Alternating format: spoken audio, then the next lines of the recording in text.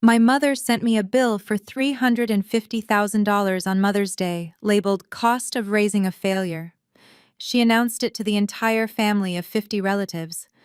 So I replied with a single photo that made 49 of them block her immediately. The 50th person was my grandmother, and what she did was far worse. My name is Zora, and I am a 35-year-old forensic accountant living in Atlanta. If you have ever been the family scapegoat while watching a sibling get handed the world on a silver platter, hit that subscribe button. And let me know in the comments where you are watching from, because this revenge story is for you. The invitation to the Mother's Day brunch at the Ritz-Carlton in Buckhead was printed on heavy cream cardstock with gold leaf lettering. That was my mother Bernice all over. She would spend $500 on invitations while claiming she could not afford to fix her leaking roof. As I walked into the private ballroom, the air smelled of expensive perfume and roasted lamb. Crystal chandeliers tinkled overhead, and the room was filled with the low hum of 50 relatives pretending to like each other. I smoothed down my dress and took a deep breath. I was a stranger in this room. Despite my success as a senior forensic accountant for one of the top firms in the city, my family still treated me like the awkward teenager who stuttered and preferred math books to beauty pageants. I found my seat at the far end of the long table near the kitchen doors. Of course, the prime seats were reserved for the royalty of the family. My mother sat at the head of the table wearing a hat so large it had its own zip code. She looked like the picture of a pious church matriarch, but I knew the viper hiding beneath the Sunday best. To her right sat my younger sister Tasha and her husband Hunter. Tasha was glowing in a designer dress that cost more than my first car, and Hunter was leaning back in his chair with that arrogant smirk that made me want to check my wallet. My mother stood up and tapped her spoon against her champagne flute. The room fell silent instantly. In our family, when Bernice Barnes stood up, you listened or you paid the price. She beamed at the crowd, her smile tight and practiced. Thank you all for coming to celebrate the joy of motherhood, she began, her voice trembling with manufactured emotion. Being a mother is the hardest job in the world.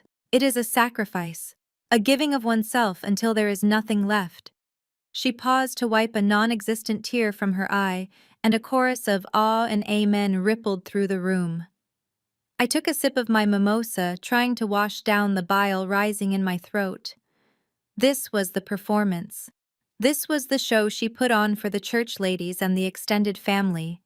The selfless saint. The martyr. But today is not about me, she continued, her eyes locking onto Tasha with a look of pure adoration. It is about rewarding the fruits of my labor.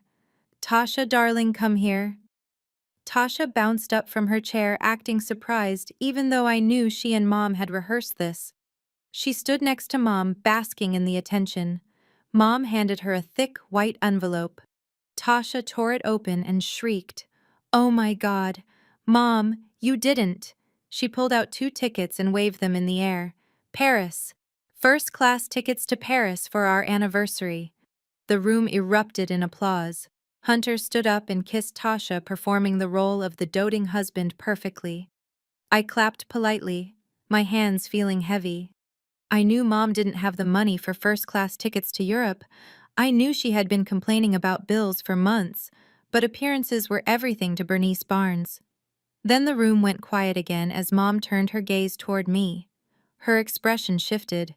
The warmth evaporated, replaced by a cold, hard stare that I knew all too well. It was the look she gave me when I got a B+ instead of an A-. The look she gave me when I didn't make the cheerleading squad. And Zora, she said, her voice dropping an octave. I have something for you too. Come here. My stomach twisted. I didn't want to go up there. I wanted to disappear under the table. But the pressure of 50 pairs of eyes forced me to stand. I walked the length of the table, the sound of my heels echoing in the silence. When I reached her, she didn't hug me. She didn't smile. She handed me a red envelope. It wasn't the festive red of a holiday card. It was the jarring red of a final notice. A warning. Open it, Mom said. Her voice wasn't a request. It was a command. I slid a finger under the flap and pulled out a single sheet of paper. It wasn't a ticket. It wasn't a gift certificate. It was a formal invoice. At the top in bold black letters, it read, Invoice number 001. Below that, in all caps, were the words, Cost of raising a disappointment. My hands started to shake. I looked down the list. It was itemized. Orthodontist bills age 12, $5,000. Piano lessons age 8 to 14, $2,000. Private tutoring for math because you were slow, $1,500. Clothing and food, 18 years, $100,000. Emotional labor and distress priceless but estimated at $200,000. Interest accrued over 15 years, $41,500. Total amount due, $350,000. I stared at the number. The ink seemed to swim before my eyes. This had to be a joke.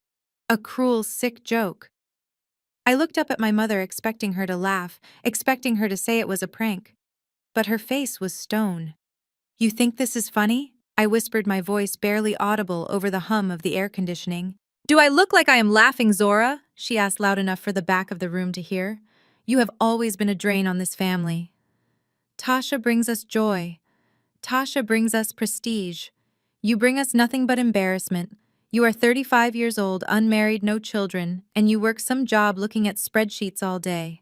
You have never appreciated what I sacrificed to put food in your mouth. She gestured to the invoice in my hand. Tasha is an asset. You are a liability. I am simply calling in my debt. I want to recoup my bad investment so I can spend it on the child who actually deserves it. A gasp went through the room.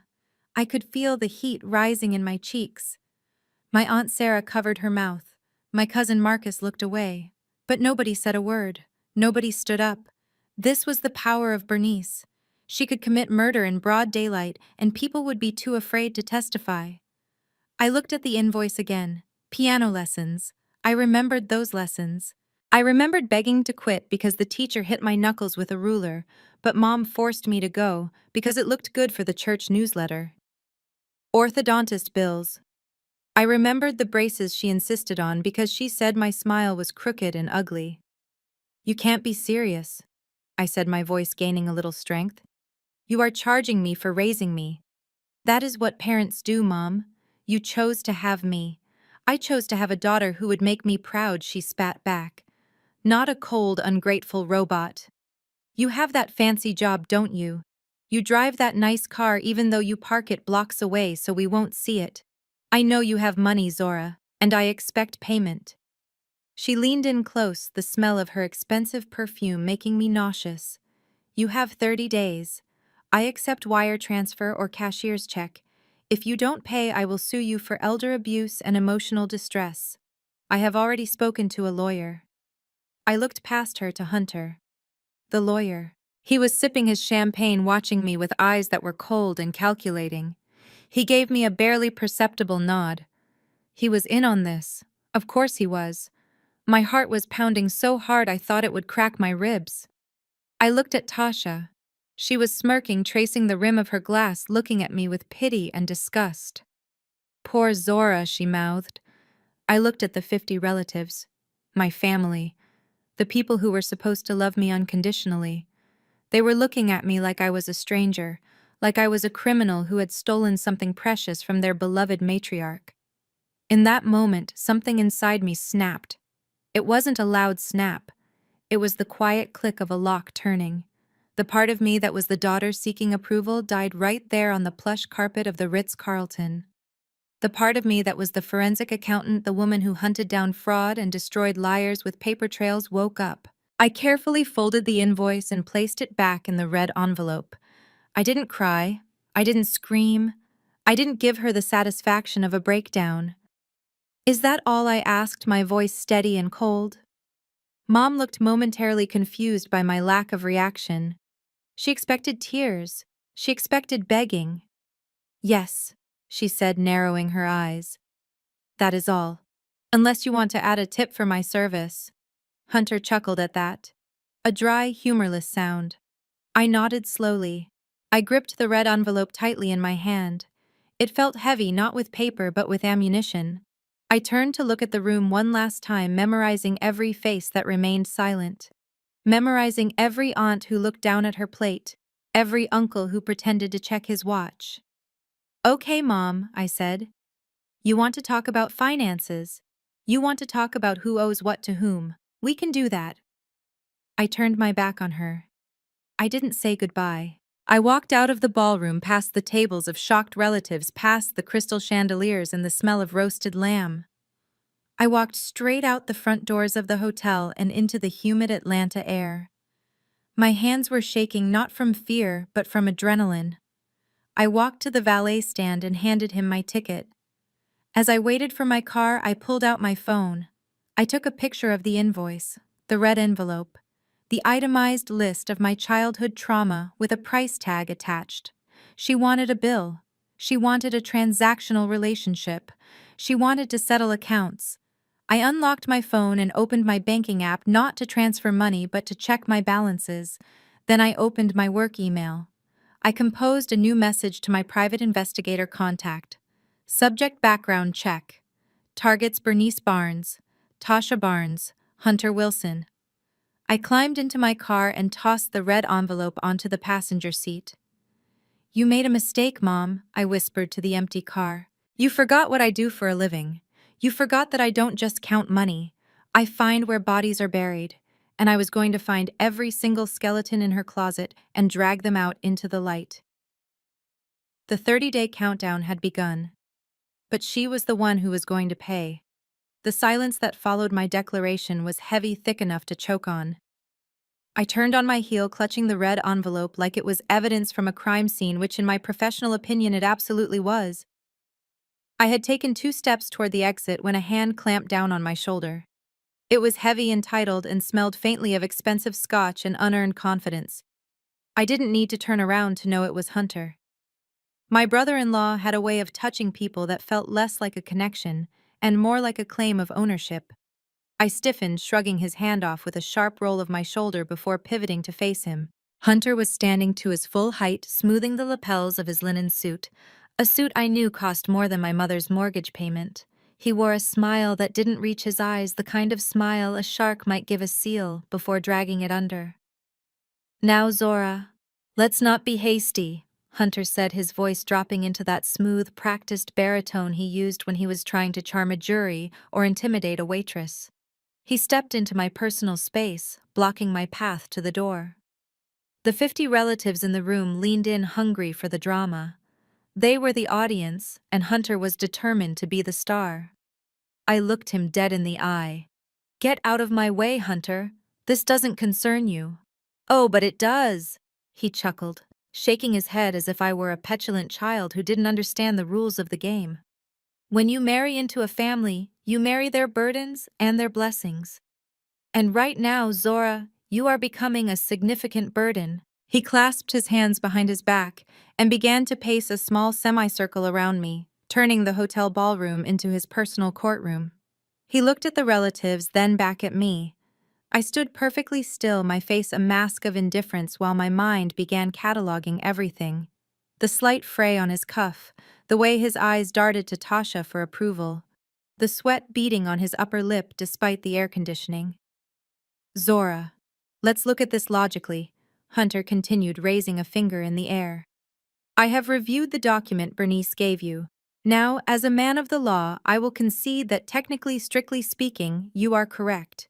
There is no legal contract here, no signed promissory note. In a court of law, you could walk away and not pay a dime." He paused for effect, letting the words hang in the air. My mother let out a small wounded whimper from the head of the table, dabbing her dry eyes with a linen napkin.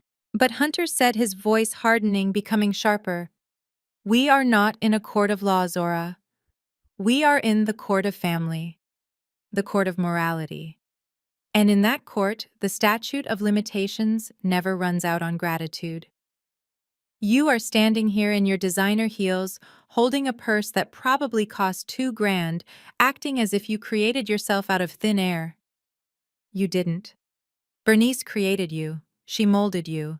She sacrificed her prime years so you could sit in your ivory tower and look down on us." I felt a muscle in my jaw jump. The audacity was breathtaking. Hunter, a man whose law license was currently suspended for ethical violations, a fact I had uncovered weeks ago but kept to myself, was lecturing me on morality. "You talk about sacrifice," I said quietly, my voice cutting through his theatrical performance. "But I don't remember you being there when I was 16 working 2 jobs after school to pay for my own SAT prep courses because Mom said she needed the money for Tasha's modeling portfolio." Hunter waved his hand dismissively. "Details, Zora. You're missing the big picture. The picture is equity. You have it. The family needs it. It is that simple. We know about your living situation." My heart skipped a beat, but I kept my face neutral. "Don't look so surprised." Hunter sneered, leaning in closer, his voice dropping to a conspiratorial whisper that was loud enough for the first 3 tables to hear. "We know about the penthouse, Zora. The one downtown overlooking the park. We know you bought it cash. We know you are sitting on liquid assets that could change the trajectory of this entire family. And yet here you are, crying poverty over a measly $350,000. A murmur went through the room. The relatives began to whisper, "Penthouse cash." Their eyes shifted from sympathy to greed in a matter of seconds. I could see them doing the mental math, recalculating my worth, wondering why I hadn't bought them cars or paid off their debts. I haven't told anyone about my home. I used a shell company to buy it specifically to keep my name off public records. Hunter had been digging. This wasn't just a shakedown. It was an invasion of privacy. "Why are you so greedy?" Zoratasha's voice pierced the air, shrill and accusatory. I looked over at my sister. She had stood up, still clutching her tickets to Paris. She walked over to join her husband, standing beside him like the queen to his king. Her face was twisted in an expression of righteous indignation. "You have a penthouse?" she asked, her voice cracking with fake emotion. "You have a penthouse while Mom is struggling to keep the lights on, while we are forced to scrape by. Do you have any idea what stress does to a person?" "Zora?" Tasha gestured dramatically toward our mother. "Look at her. Just look at her. She is wasting away. She has lost so much weight because she stays up all night worrying about bills. She is frail, Zora. Frail. And you are hoarding money like some dragon sitting on a pile of gold while your own mother starves." I slowly turned my gaze to Bernice. Wasting away. My mother was currently finishing off a rack of lamb with a side of truffle mashed potatoes. Her plate was licked clean. She was wearing a gold necklace thick enough to anchor a boat, diamond stud earrings that caught the chandelier light, and a brand new dress that I recognized from the Neiman Marcus catalog as costing upwards of $800. Her skin was glowing from regular facials. She looked about as frail as a tank. But as I looked at her, Bernice slumped slightly in her chair, playing the part Tasha had assigned her. She let out a long, shuddering sigh and placed a hand over her heart, looking at me with wide, sorrowful eyes. "I just wanted the best for you, Zora," Mom croaked, her voice trembling. "I gave you everything. Is it so wrong to ask for a little help in my twilight years?" The manipulation was a masterclass. It was so brazen, so completely divorced from reality, that it was almost impressive. They had rewritten history, cast themselves as the victims, and painted me as the villain, all within the span of 10 minutes. And the worst part was the audience was buying it. My Aunt Sarah shook her head at me, disappointment etched in her features. Uncle Robert muttered something about honoring thy father and mother. They didn't see the gold. They didn't see the expensive food. They only saw the daughter refusing to pay the mother. Hunter stepped back, crossing his arms over his chest, satisfied with the turn of events. "So here is the deal, Zora," he said, his tone shifting from lecture to business. "We don't want to make this ugly. We really don't. You sign over the deed to the penthouse, or you liquidate enough assets to cover the invoice, plus a little extra for Tasha's emotional distress today. We call it even. You get to keep your place in the family. You get to come to Christmas. You get to be a Barnes." Or I asked, my voice flat. Or Hunter smiled, a predator showing his teeth. "We sue you. And not just for the money. We drag your name through the mud. We tell your fancy accounting firm how you abandoned your sick mother. We tell the church. We tell everyone. By the time we are done, no client in Atlanta will trust you with their piggy bank, let alone their corporate accounts. It clicked. Finally, the full picture clicked into place. This wasn't just about money. This was a robbery. A coordinated, premeditated extraction of wealth. They had done their homework. They knew I had assets. They knew I valued my reputation. And they assumed that, like the old Zora, the Zora who just wanted to be loved, I would pay up to make the pain go away. They thought I would write a check to buy their silence. They thought I would mortgage my future to secure my past. I looked at Hunter. I looked at Tasha. I looked at my mother, who was now watching me with a predatory gleam in her eyes, waiting for me to break. "You are right, Hunter," I said. My voice was calm, terrifyingly calm. I barely recognized it myself. This is about equity, and this is about debt. I took a step toward him, and for the first time he flinched. "I am glad you brought up the law," I whispered, leaning in so close I could see the pores on his nose. "Because I love the law. I live by the law. And I promise you, by the time I am finished with you, you are going to wish you had never learned to read a statute." I didn't wait for his response. I didn't look at Tasha. I turned and walked toward the double doors. Zora Bernice screamed after me, dropping the frail act instantly. "If you walk out that door, you are dead to us. Do you hear me, dead?" I pushed the doors open, the heavy wood yielding easily under my hand. I didn't look back. I didn't stop. I walked through the lobby, my heels clicking a sharp, steady rhythm on the marble floor. I didn't cry. I didn't feel the sting of rejection that usually accompanied these family gatherings. Instead, I felt something else. A cold, hard clarity. They wanted a war. They wanted to talk about finances. They wanted to drag things into the light. As I stepped out into the valet circle, the humidity of the Atlanta afternoon hitting my face, I pulled out my phone. I saw the notification from the bank app. My accounts were secure. My assets were locked down. I opened my contact list and scrolled past family to a folder I rarely used for personal matters. It was labeled Asset Recovery and Fraud Investigation. "You want a bill, Mom?" I whispered to myself as the valet pulled up in my car. "I'll give you a bill. But you, Tasha, and Hunter aren't going to like the price." I got into the car, checked my mirrors, and drove away. The rearview mirror showed the entrance of the Ritz-Carlton fading into the distance. It was the last time I would ever enter a room as their victim. Next time I would be the prosecutor. The drive from the Ritz-Carlton to my building in downtown Atlanta usually took 20 minutes, but I made it in 15. My hands gripped the leather steering wheel so tightly that my knuckles turned white. I didn't play any music. I couldn't handle any noise. My mind was already too loud, replaying the scene in the ballroom over and over again. The way my mother looked at me with cold calculation. The way Hunter smirked like he had already won the lottery. The silence of 50 relatives who claimed to love me but watched me bleed out without offering a bandage.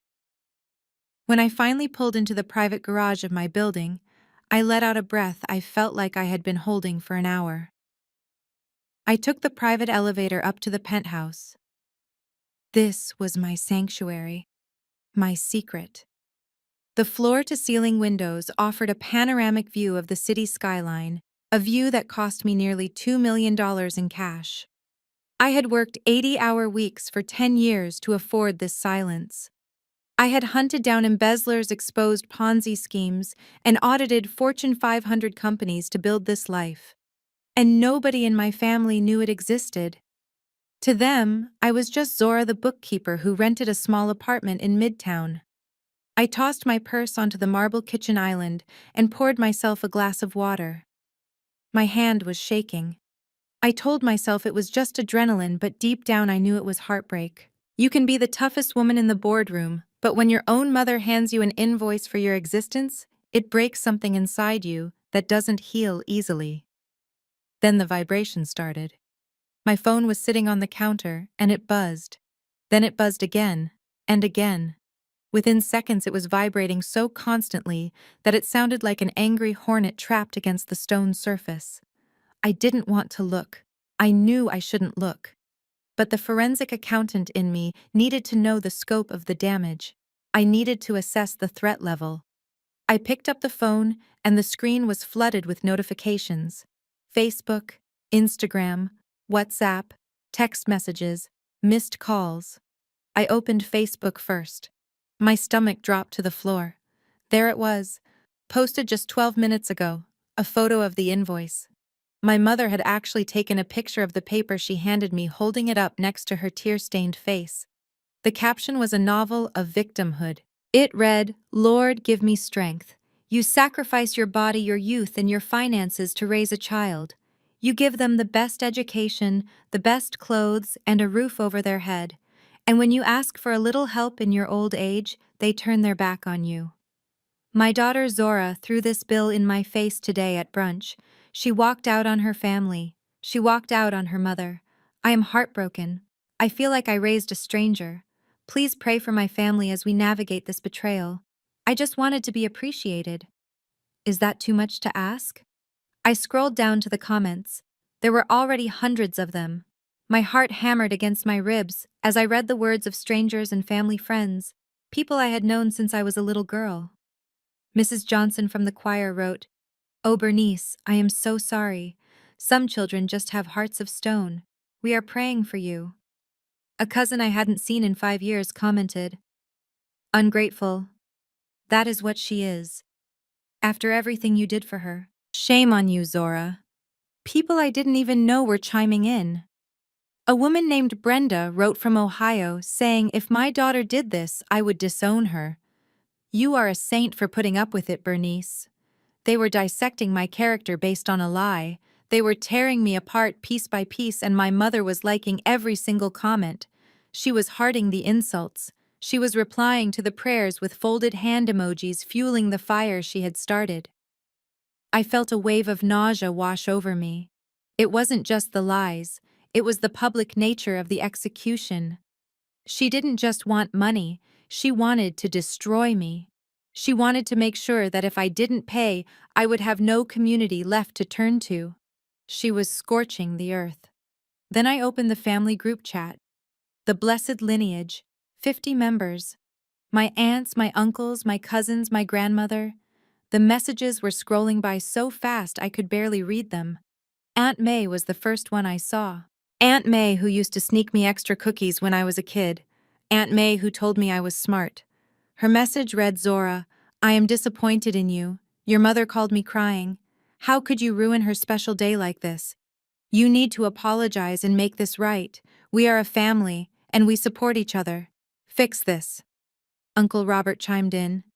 "Money comes and goes, Zora, but you only have one mother. Don't be stingy. We all know you have a good job.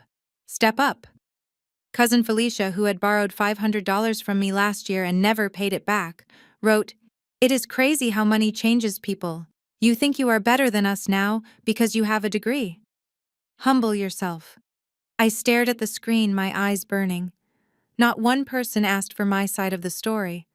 Not one person asked if the invoice was real or if the demands were reasonable. They just saw Bernice crying and assumed I was the villain. It was the narrative they had been fed my whole life. Tasha was the princess. Zora was the problem. Then a message popped up from Pastor Jenkins. He wasn't technically family, but he was in the group chat because he was the spiritual leader of our clan. Seeing his name made my breath hitch. Pastor Jenkins wrote, "Zora, my child. The Bible says, 'Honor your father and mother so that your days may be long upon the earth.' Greed is a sin. Hardness of heart is a sin. I am asking you to look inward and find the grace God gave you. Do not let money separate you from your blood. I will be praying for your selfish soul tonight." That broke me. They were using God against me. They were weaponizing my faith to shame me into submission. It was spiritual blackmail. I wanted to type back. My fingers hovered over the keyboard. I wanted to scream at them. I wanted to tell Aunt May that Mom was wearing a $1,000 dress while begging for money. I wanted to tell Pastor Jenkins that Hunter was a suspended lawyer who was manipulating everyone. I wanted to tell Felicia to pay me back my $500 before she talked about being humble. I typed out a furious paragraph. I poured all my hurt and anger into the text box. Then I stopped. I looked at the blinking cursor.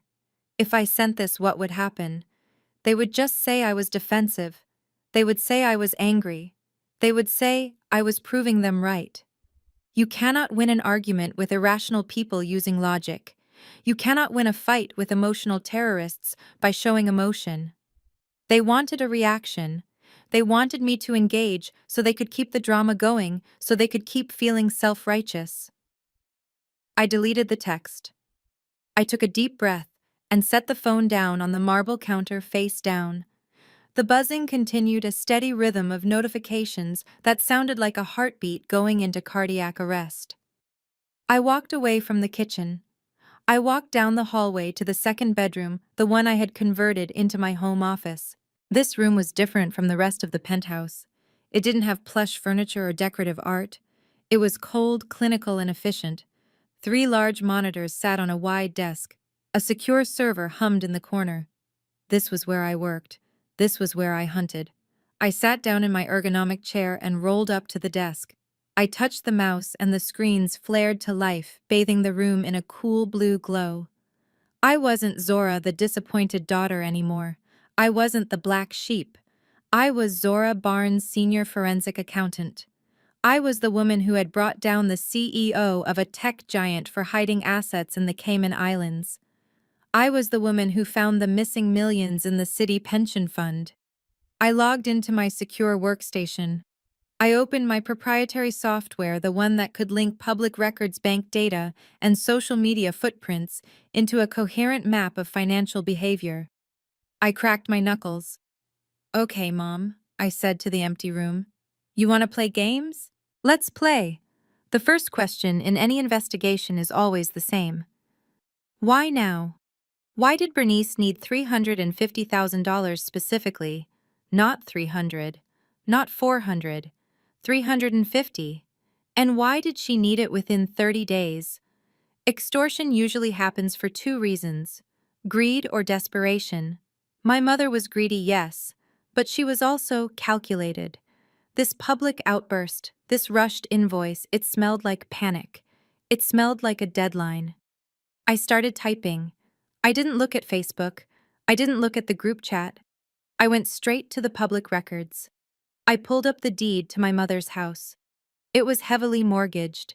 She had refinanced it 3 times in the last 10 years. There was very little equity left. I pulled up Hunter's legal standing. Suspended. Confirmed. I pulled up Tasha's credit report. I had access to it because I had co-signed a car loan for her 5 years ago. A mistake. I never repeated, but it gave me a legal window into her history. Her score was in the low 500s, maxed out cards, collections. But none of that added up to $350,000 due in 30 days. That was a specific number, a liability, a debt that couldn't be ignored. I leaned back in my chair, closing my eyes and thinking. Where did my mother have financial responsibilities? She didn't work. She volunteered. She was the head of the social committee. She was the treasurer of the women's auxiliary at the church. My eyes snapped open. The treasurer, the women's auxiliary board at Greater Faith Tabernacle, handled the building fund, the charity drives, and the annual gala budget. It was a massive pot of money that flowed in from wealthy parishioners, and my mother had been the sole signatory on that account for 2 years. I typed in a new search query: Greater Faith Tabernacle Audit Schedule. It took me 3 minutes to find the church newsletter from last month. It was buried in a PDF on their clunky website. I scrolled down to the announcements section, and there it was. Upcoming Annual Financial Review. The Church Council is pleased to announce that an external audit of all ministry accounts will begin on June 15th to ensure transparency and stewardship of God's blessings. June 15th. I checked the calendar. Today was May 14th, exactly 30 days from now. A cold smile touched my lips. It wasn't a happy smile. It was the smile of a hunter who just found the blood trail. She didn't need the money for retirement. She didn't need it to recoup her investment in me, she needed it because the auditors were coming. My mother had her hand in the collection plate, and she had stolen so much that she needed her scapegoat daughter to bail her out before the handcuffs clicked. I looked at the phone, which was still buzzing on the desk. Let them text, let them post, let them pray for my soul. Because I was about to find out exactly where every single dime of God's money had gone. And when I did, I wasn't going to send a text message. I was going to send a subpoena. I turned back to the screens, my fingers flying across the keyboard. The victim was gone. The hunter was awake. And the prey was closer than they realized. The morning sun filtered through the floor-to-ceiling glass of my corner office on the 32nd floor of the Sovereign Building in Buckhead. From up here, the cars looked like toys, and the people were invisible specks scuttling about their day. My office was a fortress of order. The mahogany desk was clear except for my ergonomic keyboard and 3 monitors displaying complex forensic data. The air smelled of expensive coffee and success. This was the world I had built. This was the world Zora Barnes owned. But even a fortress has a mail slot. At 9:15 exactly, my assistant Sarah knocked softly and entered. She held a thick envelope in her hand. Her face was pale. She looked nervous, which was unlike her. Sarah was the kind of woman who could stare down a tax auditor without blinking. "This just arrived by courier, Ms. Barnes," she said, placing the envelope on the edge of my desk as if it were a bomb. "It requires a signature, but the courier said it was already signed for by the front desk security. It is marked urgent and confidential." I looked at the return address. The font was familiar. It was a pretentious serif typeface that tried too hard to look established and respectable. Wilson and Associates Attorneys at Law. Hunter. "Thank you, Sarah," I said, keeping my voice level. "That will be all."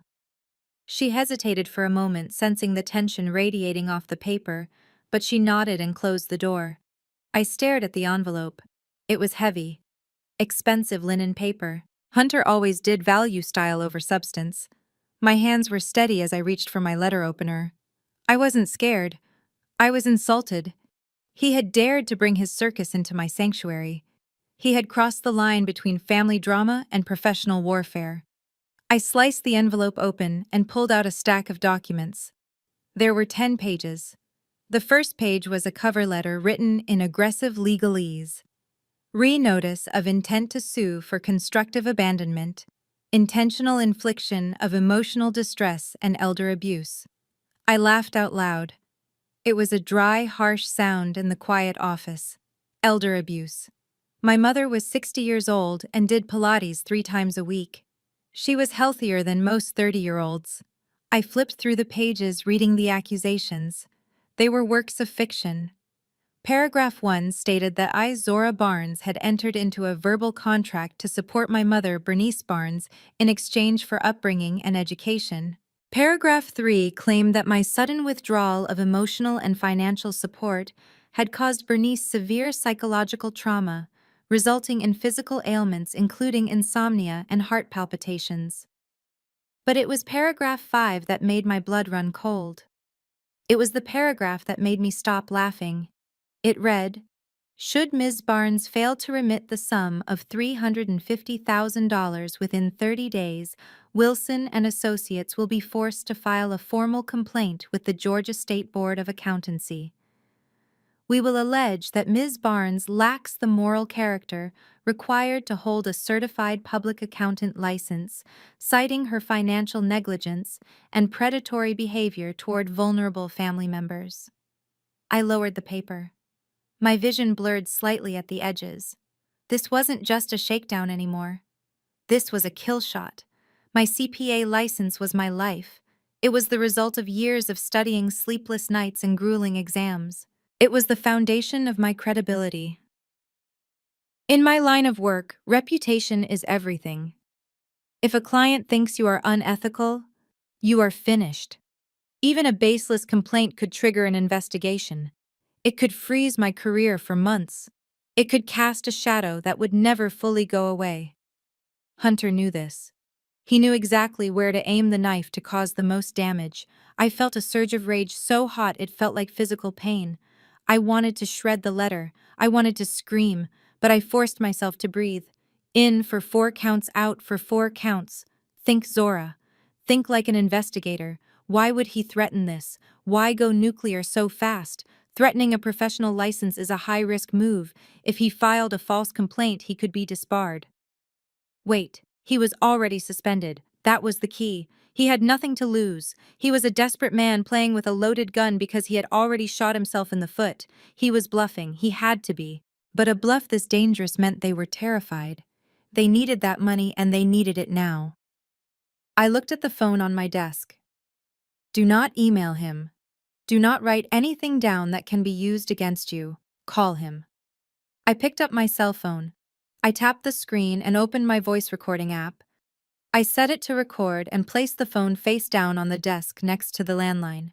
Then I picked up the office receiver and dialed the number on the letterhead. It rang twice. Hunter Wilson speaking. His voice was smooth, arrogant, and completely unaware that he was walking into a trap. "You have a lot of nerve, Hunter," I said, cutting straight to the chase. "Ah, Zora," he said, and I could practically hear the smirk through the phone. "I see you got my love letter. I trust it found you in good health." I swiveled my chair around to look out at the city. "Cut the crap, Hunter. Elder abuse." "Really?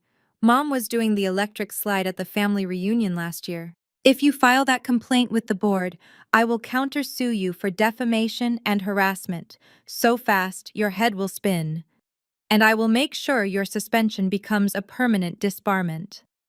There was a pause on the line, a brief crack in his composure. "You know about the suspension?" he asked, his voice losing a fraction of its polish. "I know everything, Hunter," I said, keeping my tone icy. "I know you haven't billed a client in 6 months. I know you are drowning in debt. And I know this letter is a desperate attempt to squeeze money out of me because you and Tasha are broke." He laughed, but it sounded forced. "We are not broke, Zora. We are simply experiencing a liquidity issue. And frankly, that is none of your business. What is your business is the fact that your mother is suffering. Suffering from what I snapped, from not having a new Mercedes, suffering from the consequences of trying to help ungrateful children." He shot back, his voice rising. "Look, Zora, let's stop pretending. I don't want to ruin your career.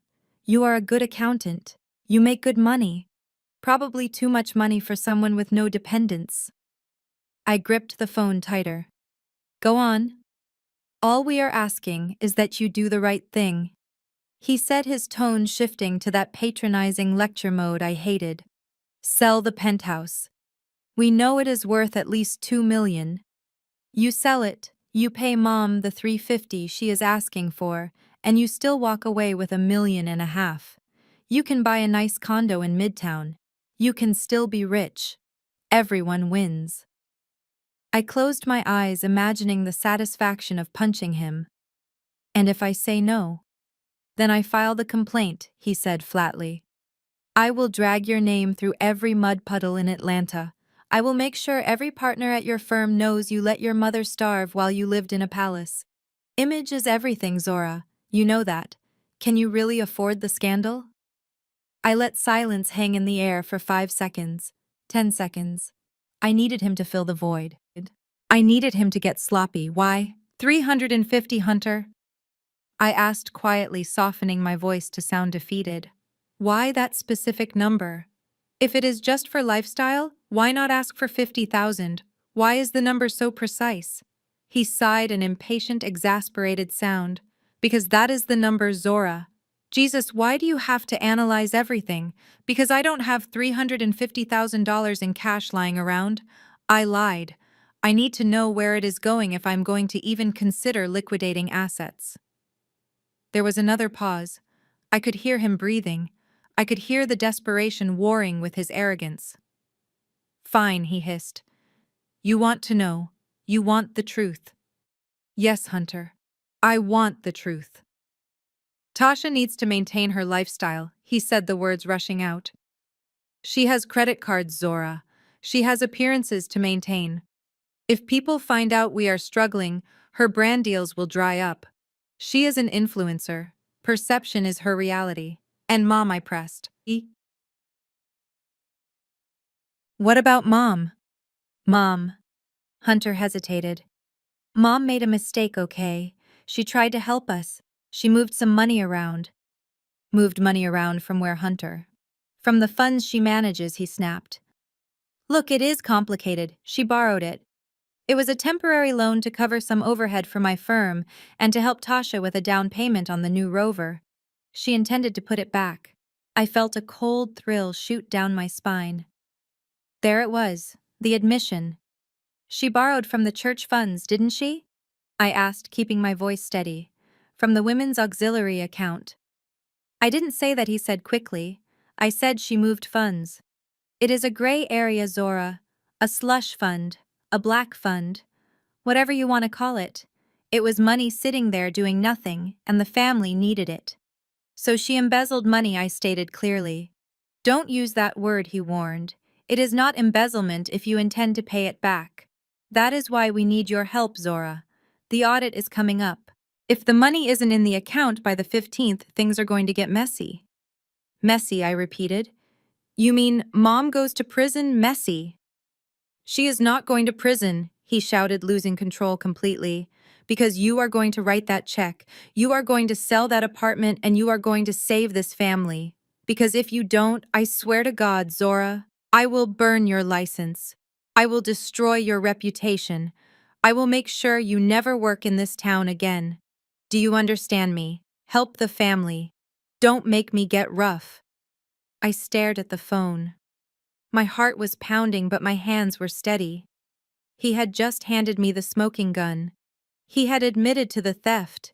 He had admitted to the conspiracy. He had admitted to blackmail. I understand you perfectly, Hunter. I said, my voice dropping to a whisper. Good, he said, breathing hard. I will expect your call regarding the wire transfer by tomorrow. Don't test me, Zora. The line clicked dead. I slowly lowered the receiver back to the cradle. The office was silent again. The hum of the air conditioning sounded like a roar in my ears. I reached for my cell phone. I stopped the recording. File saved. Duration 4 minutes and 12 seconds. I pressed play. Hunter's voice filled the room, tinny but unmistakable. Mom made a mistake, okay. She moved some money around. It is not embezzlement if you intend to pay it back. I will burn your license. I sat back in my leather chair and exhaled a long, shaky breath. He thought he had terrified me. He thought he had cornered me. He thought the threat to my license would make me crumble like a cookie. He was wrong. He had just given me everything I needed. He had confirmed the source of the missing money. He had confirmed the motive. And he had documented his own intent to commit extortion. I looked at the threat letter again. The threat to my license. You made a mistake, Hunter. I whispered to the empty room. You came after the one thing I value more than money. You came after my professional integrity. I picked up the letter and fed it into the shredder by my desk. Not because I was hiding it, I had already scanned a digital copy, but because I needed to hear the sound of his threats being torn into meaningless strips of paper. The shredder whirred and gnashed its metal teeth. I turned back to my computer screens. I opened a new folder on my secure drive. I named it Operation Collection Plate. I dragged the audio file into the folder. Then I opened my email and began to type. Not to Hunter. Not to Mom. To the Georgia State Bar Association. Subject inquiry regarding unauthorized practice of law by a suspended attorney. I wasn't just going to defend myself. I was going to dismantle him. Brick by brick. Lie by lie. The hunter had just become the hunted. And he didn't even know the season had opened. After the call with Hunter ended, I sat in the silence of my office for a long time. The shredder had stopped whirring, but the vibration of his threats still hung in the air. He thought he had paralyzed me with fear. He thought the prospect of losing my license would make me scramble to liquidate my assets. But he had forgotten the first rule of accounting, which is that every number tells a story, and every deficit leaves a scar. I turned back to my 3 monitors. The blue light washed over my face like war paint. I wasn't just a daughter anymore. I was an auditor. And I was about to conduct the most personal audit of my life. I needed access. Hunter had admitted that Mom managed the church funds, but admitting it on a recording and proving it with bank statements were two different things. I couldn't just subpoena the church records without a court order, and I couldn't get a court order without probable cause. I needed a window inside. Then I remembered. 3 years ago, when Mom was first appointed as the treasurer for the Women's Auxiliary at Greater Faith Tabernacle, she had called me in a panic. She didn't know how to set up the online banking portal. She didn't understand two-factor authentication. I had driven over to her house, sat at her kitchen table, and set everything up for her. I created the username. I created the password. Mom was a creature of habit and vanity. She never changed her passwords because she claimed she couldn't remember them, and the password I had helped her choose was the only thing she cared about in this world. Tasha Paris, 1994. It was my sister's name, the city Mom dreamed of visiting, and the year Tasha was born. It stung back then that her security question answer was about her golden child. But right now, that favoritism was my key to the kingdom. I opened a private browser window. I navigated to the bank portal used by the church. I typed in the username Bernice B_treasurer. I typed in the password. My finger hovered over the enter key. This was technically a gray area, but I argued with my conscience that as a member of the church who tithed 10% of my income, I had a right to know if my donations were being used to buy luxury cars for my brother-in-law. I pressed enter. The screen loaded. Access granted. I let out a breath I didn't know I was holding. I was in. The dashboard showed the main operating account for the Women's Auxiliary. This was the fund meant for charity drives, building maintenance, and youth outreach. It was funded by the hard-earned money of the congregation, mostly elderly women on fixed incomes who gave sacrificially because they believed in the mission. At first glance, the balance looked healthy. There was nearly $50,000 in the account. Most people would see that number and think everything was fine. But I don't look at balances. I look at the flow. I clicked on the Transaction History tab. I filtered the results for the last 12 months. I exported the data into my forensic software, which immediately began to visualize the spending patterns. The graph that popped up on my left monitor was alarming. It showed a steady, rhythmic outflow of cash that didn't match the seasonal nature of church activities. Church spending usually spiked around Christmas and Easter. This spending was constant. It was hungry. I started drilling down into the line items. The first thing that caught my eye was a recurring charge to a vendor listed simply as Sanctuary Supplies Limited. The amounts were staggered to avoid detection. $4,000 here, $3,000 there. But they added up. I clicked on the invoice details for a charge from last month. The description read, Altar Candle Maintenance and Wick Restoration. The amount was $5,000. I stared at the screen. I had grown up in that church. We used standard beeswax candles that cost maybe $10 a box. We didn't restore wicks. We threw the stubs away and bought new ones. $5,000 for candle maintenance was impossible unless we were burning gold bars. I pulled up the address for Sanctuary Supplies Limited. It was a P.O. box in a strip mall 3 towns over. A classic shell vendor. I kept digging. My eyes scanned thousands of rows of data. My heart was pounding a slow, steady rhythm of anger. Then I found the event charges. 2 months ago, there was a charge for $20,000. The payee was the Serenity Springs Resort and Spa. The memo line in the church ledger read, Annual Homeless Outreach Planning Retreat. I scoffed out loud. I knew Serenity Springs. It was a 5-star luxury resort in the mountains. It cost $1,000 a night just to walk through the front door. Mom had claimed she was going on a spiritual retreat to pray for the city. She had posted photos of herself in a white robe holding a cucumber water. She hadn't been praying. She had been pampering herself on the widow's mite. $20,000 could have fed the homeless for a month. Instead, it fed my mother's ego for a weekend. But these were just the appetizers. I needed to find the main course. I needed to find the big money. The number Hunter was so desperate to replace. I sorted the transactions by largest amount. And there it was. A series of transfers starting 6 months ago. Transfer out $15,000. Transfer out $22,000. Transfer out $40,000. The frequency increased as the months went on. It was a hemorrhage. I looked at the recipient.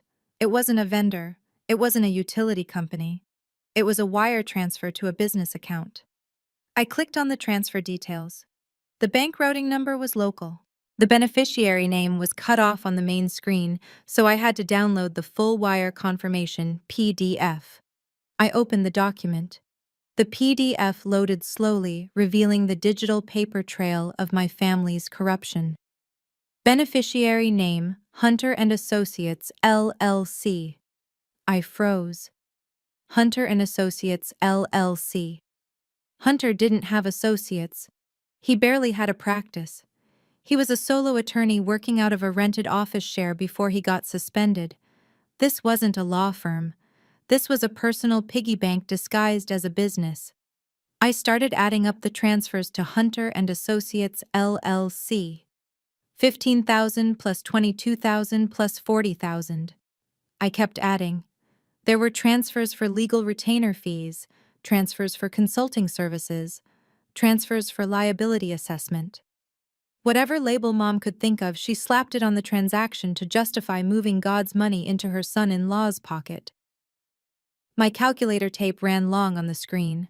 The total for the last 6 months was staggering, $348,500. I sat back in my chair, my hands trembling with rage. The number was almost a perfect match. The invoice Bernice gave me for $350,000 wasn't random. It wasn't about the cost of raising me. It wasn't about piano lessons or orthodontist bills. It was a restitution payment. They had drained the church accounts dry. They had funneled nearly $350,000 into Hunter's failing life and Tasha's credit card bills. And now, with the audit looming on June 15th, they were panicked. If the auditors saw these transfers to a suspended lawyer's shell company, Mom would go to prison for embezzlement. Hunter would be disbarred permanently and likely face fraud charges. Tasha would lose her social standing. They needed a sucker to plug the hole, and I was the designated sucker. I looked at the screen at the evidence of their betrayal. It was so much worse than I thought. This wasn't just my mother being selfish. This was my mother stealing from her friends, from her community, from the very people she claimed to lead. She had stood in front of the congregation every Sunday, wearing her big hats and singing the hymns, all while siphoning their donations to pay for her daughter's designer handbags and her son-in-law's ego. And when the bill came due, she didn't look at her golden child who spent the money. She looked at me. She tried to guilt me into selling my home, my sanctuary, to cover their crimes. A notification popped up on my screen. It was an email from the bank alerting the user that a new device had accessed the account. Bernice would see the email soon. She would know someone was watching. I didn't care.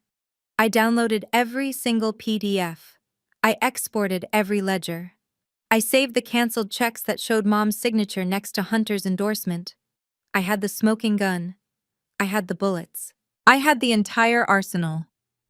I closed the browser and cleared my cache. I looked at the photo of the invoice Mom had sent me. Cost of raising a failure. No, Mom, I whispered to the screen. This is the cost of raising a thief. My phone buzzed again. It was a text from Tasha. Just sell the apartment, Zora. Stop being difficult. We are family. I stared at the message. The audacity was breathtaking. They truly believed they were entitled to my life to fix their mistakes. I opened a new folder on my drive and named it the Hunter and Associates file. I wasn't going to sell my apartment. I wasn't going to write a check. I was going to prepare a presentation. Because if they wanted to talk about where the money went, I was going to show them. I was going to show everyone.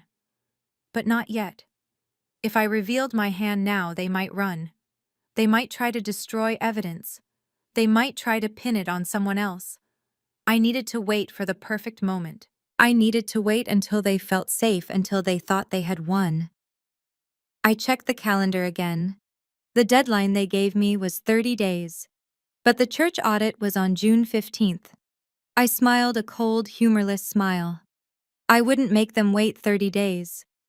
I picked up my phone and typed a reply to Tasha. I am thinking about it. Give me time to see what I can liquidate. It was a lie. A bait. I wanted them to think I was breaking. I wanted them to relax. Because while they were waiting for a check, I was going to be building a prison cell out of paper trails. I turned off my monitors, plunging the office into darkness. The city lights of Atlanta twinkled below, indifferent to the war that was about to start in the suburbs. The investigation was over. The prosecution was about to begin. Phipps Plaza in Buckhead is not just a shopping mall, it is a temple of commerce where the air conditioning is set to a crisp 68 degrees, and the floors are polished marble that reflects the insecurities of the people walking on them. I parked my car in the south deck and took the elevator up to the main level. I wasn't here to shop. I was here to witness a crime in progress. My forensic software had flagged a pending transaction on the Hunter and Associates business account just 20 minutes ago. The geolocation data was precise. The card was being used at the Gucci flagship store. I walked past the velvet ropes of the cinema and the display windows of Versace. I blended in perfectly with the afternoon crowd of socialites and tourists. I wore a simple black blazer and trousers, the uniform of the invisible professional. Nobody looked at me twice. They were too busy looking at themselves in the shop windows. I spotted her immediately. You couldn't miss Tasha. She was standing in the center of the Gucci store like she owned the building. She was wearing a white linen jumpsuit that probably cost more than my first car, and her hair was styled in long, expensive weaves that cascaded down her back. She was holding a handbag up to the light, turning it side to side, while a sales associate hovered nervously nearby. I didn't enter the store right away. I stood by the entrance pretending to look at a display of silk scarves. I watched her. I watched the way she moved. There was a frantic energy to her movements today. Usually Tasha was languid and slow-moving like a cat that had just eaten a bowl of cream. But today she was twitchy. She kept checking her phone. She kept looking at the door. She was spending money to calm her nerves. It was retail therapy funded by stolen alms. I watched as she nodded to the sales associate. The woman rushed behind the counter to retrieve a fresh box. Tasha pulled a credit card from her wallet. It was a heavy metal card, the kind that makes a satisfying clink when you drop it on the glass counter. I knew exactly which card that was. It was the corporate card issued to Hunter and Associates, LLC. The card that was paid off monthly by wire transfers from the Greater Faith Tabernacle Women's Auxiliary account. I waited until the transaction was processing. I waited until the receipt was printing. That was the moment of no return. Until she signed the slip, she could claim she was just looking. Once the ink hit the paper, it was theft. I walked into the store. The air smelled of expensive leather and subtle floral perfume. My heels made a sharp, deliberate sound on the tile, but Tasha didn't hear me. She was too focused on the bag. It was a beautiful bag. A structured tote in a dusty rose color with the signature bamboo handle. It retailed for roughly $4,000. That was $4,000 of roof repair money for the church sanctuary. That was $4,000 of food pantry budget. I walked right up to the counter and stood next to her. "That is a stunning color," I said, my voice low and pleasant. Tasha jumped. She actually jumped, dropping her pen. She spun around, her eyes wide with shock. When she saw it was me, the shock was instantly replaced by a sneer. "Zora. Good Lord. You creep up on people like a ghost. What are you doing here? I didn't think you shopped at places like this. Isn't the outlet mall more your speed?" The sales associate looked between us, sensing the tension. She slowly slid the shopping bag across the counter toward Tasha, trying to complete the handoff before war broke out. I ignored the insult. I looked at the bag, then I looked at the credit card sitting on the counter. I am just running some errands, I said, keeping my face completely blank. But I saw you through the window. That bag is gorgeous, Tasha. Really, it screams luxury. Tasha flipped her hair over her shoulder, regaining her composure. Well, thank you. I needed a pick-me-up. Dealing with family drama is exhausting. You know how it is. Or maybe you don't, since you are the cause of it. I stepped closer, entering her personal space. The sales associate took a step back. Tell me, Tasha. I asked, my voice dropping to a whisper that only she could hear. Did you buy that with God's money? Tasha froze. The color drained from her face, leaving her makeup looking like a mask on a corpse. She stared at me, her mouth opening and closing like a fish out of water. Excuse me, she stammered loudly, trying to regain the upper hand by making a scene. What kind of disgusting thing is that to say? You are sick, Zora. You are jealous and you are sick. I didn't blink. I looked down at the credit card on the counter. The name on it was clearly visible. Hunter Wilson. I am not the one buying a $4,000 purse with a card linked to a shell company, Tasha. I am not the one spending the widow's mite on bamboo handles and calfskin leather. Tasha grabbed the card off the counter and shoved it into her wallet. Her hands were shaking so bad she missed the slot twice. You are crazy, she hissed. This is Hunter's money. My husband works hard for this. He is a successful attorney. He provides for me. Just because you are single and bitter doesn't mean you can come in here and slander us. I laughed. It was a soft, dark sound. Successful attorney, I repeated. Tasha, do you really think I am stupid? Do you think I don't know? Know what, she snapped, grabbing the shopping bag. I leaned in until my lips were inches from her ear. I could smell her anxiety. It smelled like sweat and expensive foundation. I know Hunter was suspended by the Bar Association 6 months ago, Tasha. I know he hasn't legally represented a client since November. I know he hasn't earned a single dime of legitimate income in half a year. Tasha pulled back as if I had burned her. Her eyes were wild. Liar, she breathed. That is a lie. Is it? I asked, tilting my head. Then why does the state database list his status as inactive pending disciplinary review? Why does his business account show 0 deposits from clients and massive incoming wires from the church? She flinched at the word church. I kept going, relentless. Mama is taking money from the collection plate, isn't she? She is funneling it to Hunter's fake company to pay your bills. And you are standing here in Gucci spending money that was meant to fix the leaking roof over the altar. Tasha looked around the store. The sales associate was pretending to fold a scarf, but she was listening. A security guard near the door was watching us. Keep your voice down, Tasha hissed, her eyes filling with tears of panic. You don't know what you are talking about. Mom is borrowing it. It is a loan. We are going to pay it back. With what, Tasha? I asked. With Hunter's non-existent salary, with your non-existent modeling career. Or were you planning to pay it back with the money I get from selling my home? She didn't answer. The silence confirmed everything. That is the plan, isn't it? I said. You drain the church dry. Mom panics because the audit is coming, so you guilt-trip the failure daughter into selling her assets to cover your crimes. You wanted me to be your insurance policy. Tasha clutched the bag to her chest like a shield. You have so much money, Zora, she whispered viciously.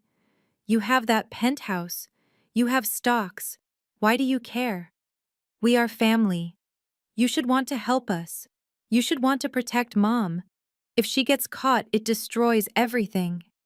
I looked at my sister. Really looked at her. I saw the fear, but I didn't see any remorse. She wasn't sorry she was stealing. She was sorry she might get caught. She felt entitled to my money just as she felt entitled to the church's money. To her, the world was just a series of accounts to be drained to keep her comfortable. I am helping, I said coldly. I am helping the truth come out. I reached out and touched the handle of the Gucci bag she was clutching. Enjoy the bag, Tasha. I hope it matches the orange jumpsuit. Tasha slapped my hand away. She spun around and practically ran toward the exit, her heels clicking frantically on the marble. She almost knocked over a display of sunglasses on her way out. I watched her go. I watched her pull her phone out of her purse before she even hit the mall concourse. She was dialing Bernice. She was calling headquarters. The sales associate cleared her throat behind me. "Is everything okay, miss?" she asked tentatively. I turned to her and smiled a genuine bright smile. "Everything is perfect," I said. "My sister just needed a reality check." It was on sale. I walked out of the store and stood on the balcony overlooking the atrium. I pulled out my phone. I didn't need to guess what was happening on the other end of Tasha's line. Tasha was screaming, Bernice was screaming, Hunter was probably throwing something. I had just walked into their safe space and lit a match. I had let them know that I wasn't just suspecting them, I was tracking them. I knew about the suspension, I knew about the money. They would be terrified now. And terrified people make mistakes. They would try to cover their tracks. They would try to move money around to hide the theft. They would try to destroy documents. And I would be watching every single keystroke. I opened my banking app again. I refreshed the view of the church's sub-accounts which I had accessed earlier. I saw a new login from an IP address in the suburbs. Bernice was online. She was checking the damage. Let the panic set in, Mom, I thought. I headed toward the elevator. My work at the mall was done. I had the visual confirmation. I had the confrontation. I had rattled the cage. Now I just had to wait for the rats to start running. I checked my watch. It was 2 in the afternoon. By 5 o'clock they would try something desperate. Maybe they would come to my apartment. Maybe they would try to hack my accounts. Maybe they would try to get me fired. I was ready for all of it. I walked to my car feeling lighter than I had in years. For my entire life I had walked on eggshells, trying not to upset Tasha, trying not to disappoint Mom. I had made myself small so they could feel big. Not anymore. Today I walked heavy, and the ground beneath them was starting to crack. The sun was beginning to set over Atlanta, casting long shadows across my living room floor when the intercom buzzed. It wasn't a polite rhythmic buzz. It was a long, angry, continuous drone that sounded like someone was trying to push the button through the wall. I didn't need to look at the security monitor to know who it was. The rats had finished running and now they were cornered. I took a sip of my tea, which was cold by now, and walked calmly to the wall panel. On the screen I saw the distorted fisheye view of my mother Bernice and Hunter. Bernice looked disheveled, her usually perfect hair flyaway and wild. Hunter was pacing behind her, loosening his tie like a man who was suffocating. I pressed the button to unlock the lobby door, and then I pressed the button for the elevator. I could have left them down there. I could have called concierge security to have them removed. But I needed this. I needed them here in my space. I needed them to say the quiet parts out loud one last time. I walked back to the kitchen island and checked the hidden camera I had installed in the smoke detector. The red light was taped over, but the lens was wide open, recording. When the heavy oak door to my penthouse rattled with their pounding, I waited 3 seconds before opening it. Bernice didn't say hello. She didn't ask if I was okay. She shoved past me into the foyer, bringing a gust of humid air and aggressive perfume with her. Hunter followed close behind, kicking the door shut with his heel. "You little witch!" Bernice screamed, spinning around to face me. Her face was a mask of fury, the makeup settling into the deep lines of her frown. "You went to the mall. You stalked your sister. You humiliated her in front of a shopgirl. Have you lost your mind?" I leaned against the wall, crossing my arms. "I didn't humiliate her, Mom. I just asked a question about financing. It is what I do." "Don't you get smart with me," Bernice hissed, marching into the living room. She looked around the space with a sneer curling her lip as she took in the minimalist decor, the floor-to-ceiling windows, and the custom Italian leather sofa. "Look at this place," she spat, waving her hand dismissively. "Cold, empty, just like you, Zora. I bet you pay $3,000 a month for this rental just to feel important. Meanwhile, your family is suffering. Your sister is having panic attacks in her car because of you. She had no idea. She thought I was renting. She thought this was just another bill I paid. She couldn't conceive that I owned the entire building through a holding company. To Bernice, I was incapable of ownership. I was only capable of owing." Hunter stepped forward, trying to play the rational mediator, but his eyes were manic. "Okay, let's calm down," he said, holding up his hands. "Zora, we are past the point of games. Tasha called us. She said you know about the accounts.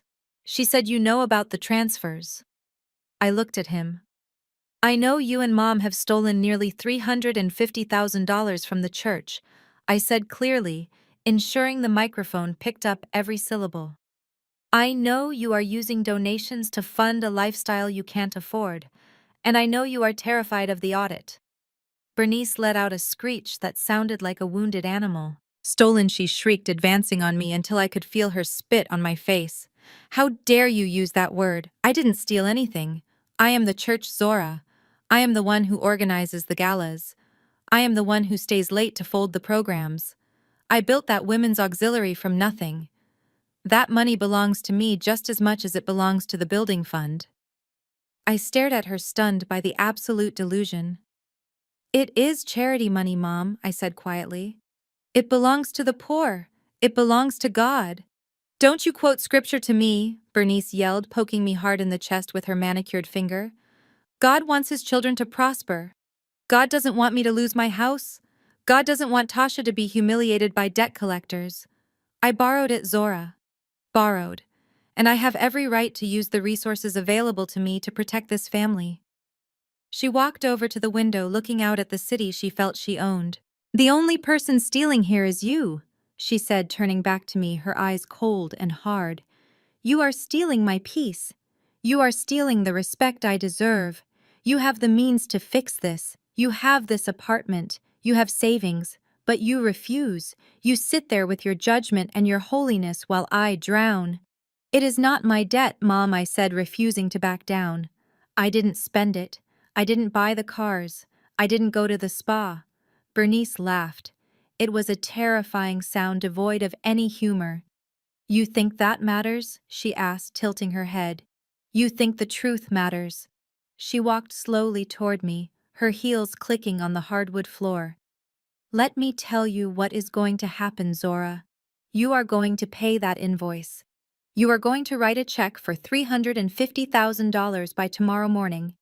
"And if I don't?" I asked, bracing myself. Bernice smiled, a slow, predatory smile that chilled my blood. "If you don't," she said softly, "I am going to tell the church council that you stole the money." The room went silent. The only sound was the hum of the refrigerator. I looked at her, trying to process the level of evil required to conceive that thought. What I whispered. "You heard me," Bernice said, her voice gaining strength. "I am the treasurer, yes. But who set up the online banking, Zora?" "You did." "Who has the passwords because she helped her poor tech illiterate mother?" "You do." "Who is the big fancy accountant who knows how to move money around without leaving a trace?" "You are." She circled me like a shark. "I will tell them that you manipulated me. I will tell them that you told me to sign those checks for investment purposes.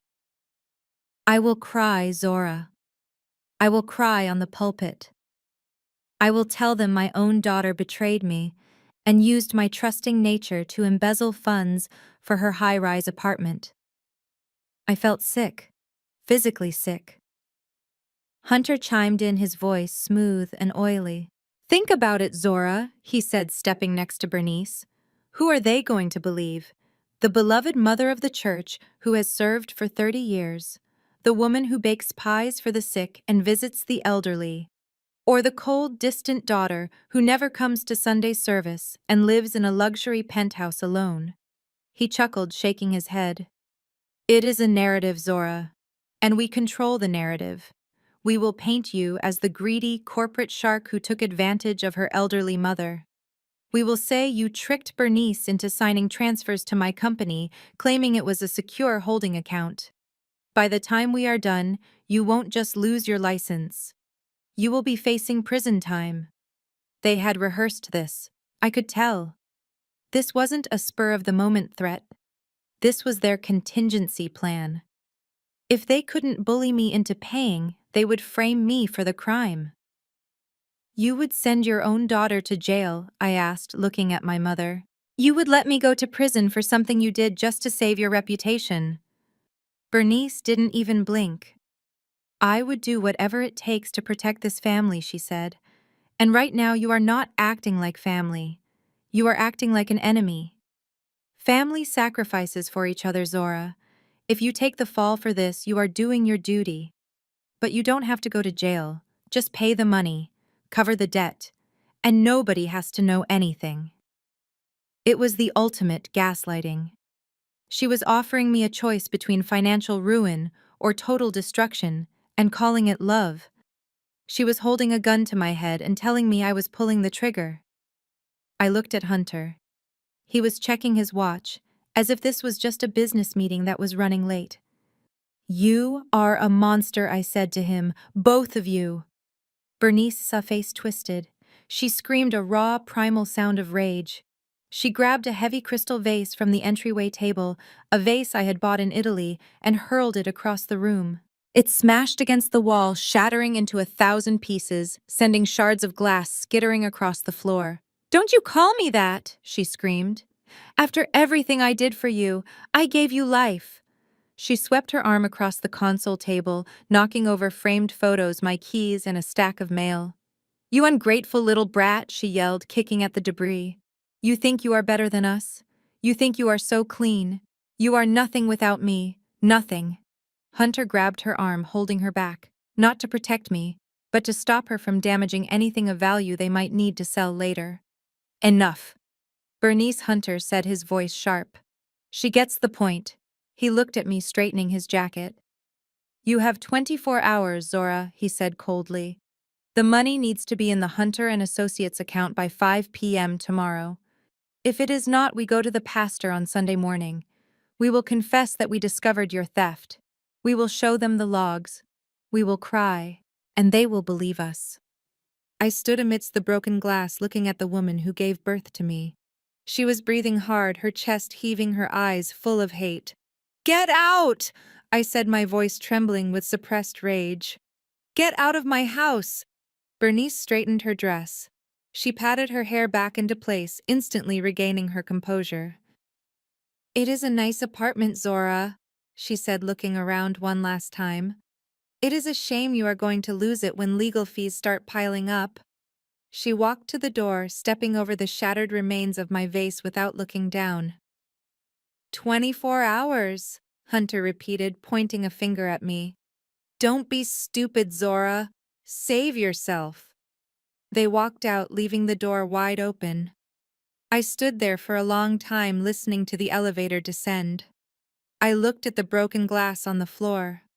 I looked at the empty space where my peace used to be. They thought they had won. They thought the threat of framing me was the checkmate. They thought that because I was quiet, I was weak. But they had forgotten one thing. I walked over to the smoke detector. I reached up and pulled the tiny memory card from the hidden camera. They had just confessed to the crime. They had confessed to the cover-up, and they had explicitly detailed their plan to frame me for a felony. I held the memory card in my hand. It was smaller than a fingernail, but it carried the weight of a nuclear bomb. 24 hours, I whispered. I walked to my desk and sat down. I didn't start cleaning up. I wanted the glass on the floor. I wanted the reminder of their violence. I put the memory card into my computer. I watched the footage. The audio was crisp. The video was clear. Bernice saying, "I am the church." Hunter saying, "We will paint you as the greedy corporate shark." I wasn't going to wait 24 hours. I opened my email. I attached the video file. I attached the forensic accounting report. I attached the audio recording of Hunter from earlier. I looked at the recipient list I had prepared. It included the Georgia State Bar, the District Attorney's Office for Financial Crimes. And then I added one more email address. A private, encrypted address that belonged to the one person Bernice feared more than God. Grandma Hattie. My grandmother didn't use email often, but her personal assistant did. And Grandma Hattie didn't tolerate thieves, especially thieves who tried to frame her blood. I hovered my mouse over the send button. Bernice wanted to tell a story on Sunday. She wanted to control the narrative. I was about to publish the book. I pressed send. The digital clock on my computer monitor read 4:58 in the afternoon. The deadline Hunter had set was exactly 5 o'clock. My apartment was quiet, the kind of heavy, expectant silence that comes before a thunderstorm breaks. The only sound was the incessant, aggressive vibration of my phone against the marble countertop. I picked it up and unlocked the screen. The family group chat titled The Blessed Lineage was moving so fast the messages were a blur of blue and gray bubbles. It was a digital firing squad, and I was the target tied to the post. Bernice had clearly given the signal to attack. Her message was pinned at the top, posted 10 minutes ago. My own daughter has abandoned me in my hour of need. The stress is too much for my heart. If anything happens to me tonight, I want you all to know that Zora is responsible. She has chosen her money over her mother's life. Below that, the flying monkeys were doing their work. Aunt May wrote Zora, "This is ungodly. Your mother is a saint.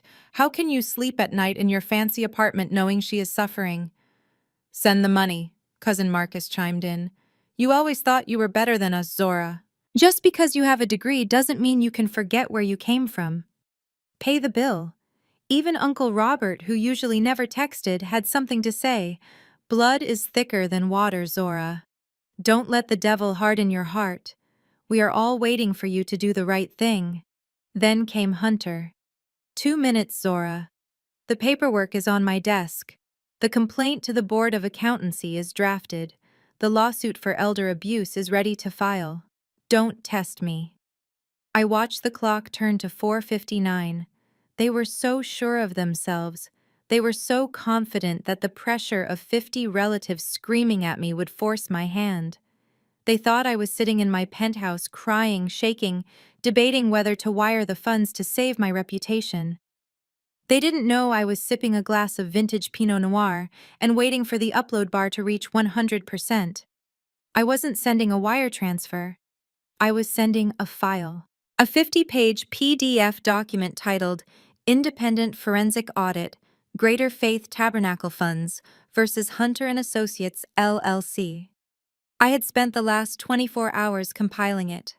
It was a masterpiece of forensic accounting. It didn't just show numbers. It showed the story of a crime told through screenshots, receipts, and time-stamped geolocation data. The clock clicked to 5 o'clock. Hunter texted, "Time is up. Goodbye, Zora." I pressed send. The file was large, so it took a few agonizing seconds to process. The little circle spun round and round. For a moment, the chat continued its barrage of insults. Tasha wrote, "I hope you rot, Zora. You are disgusting." Then the circle stopped spinning.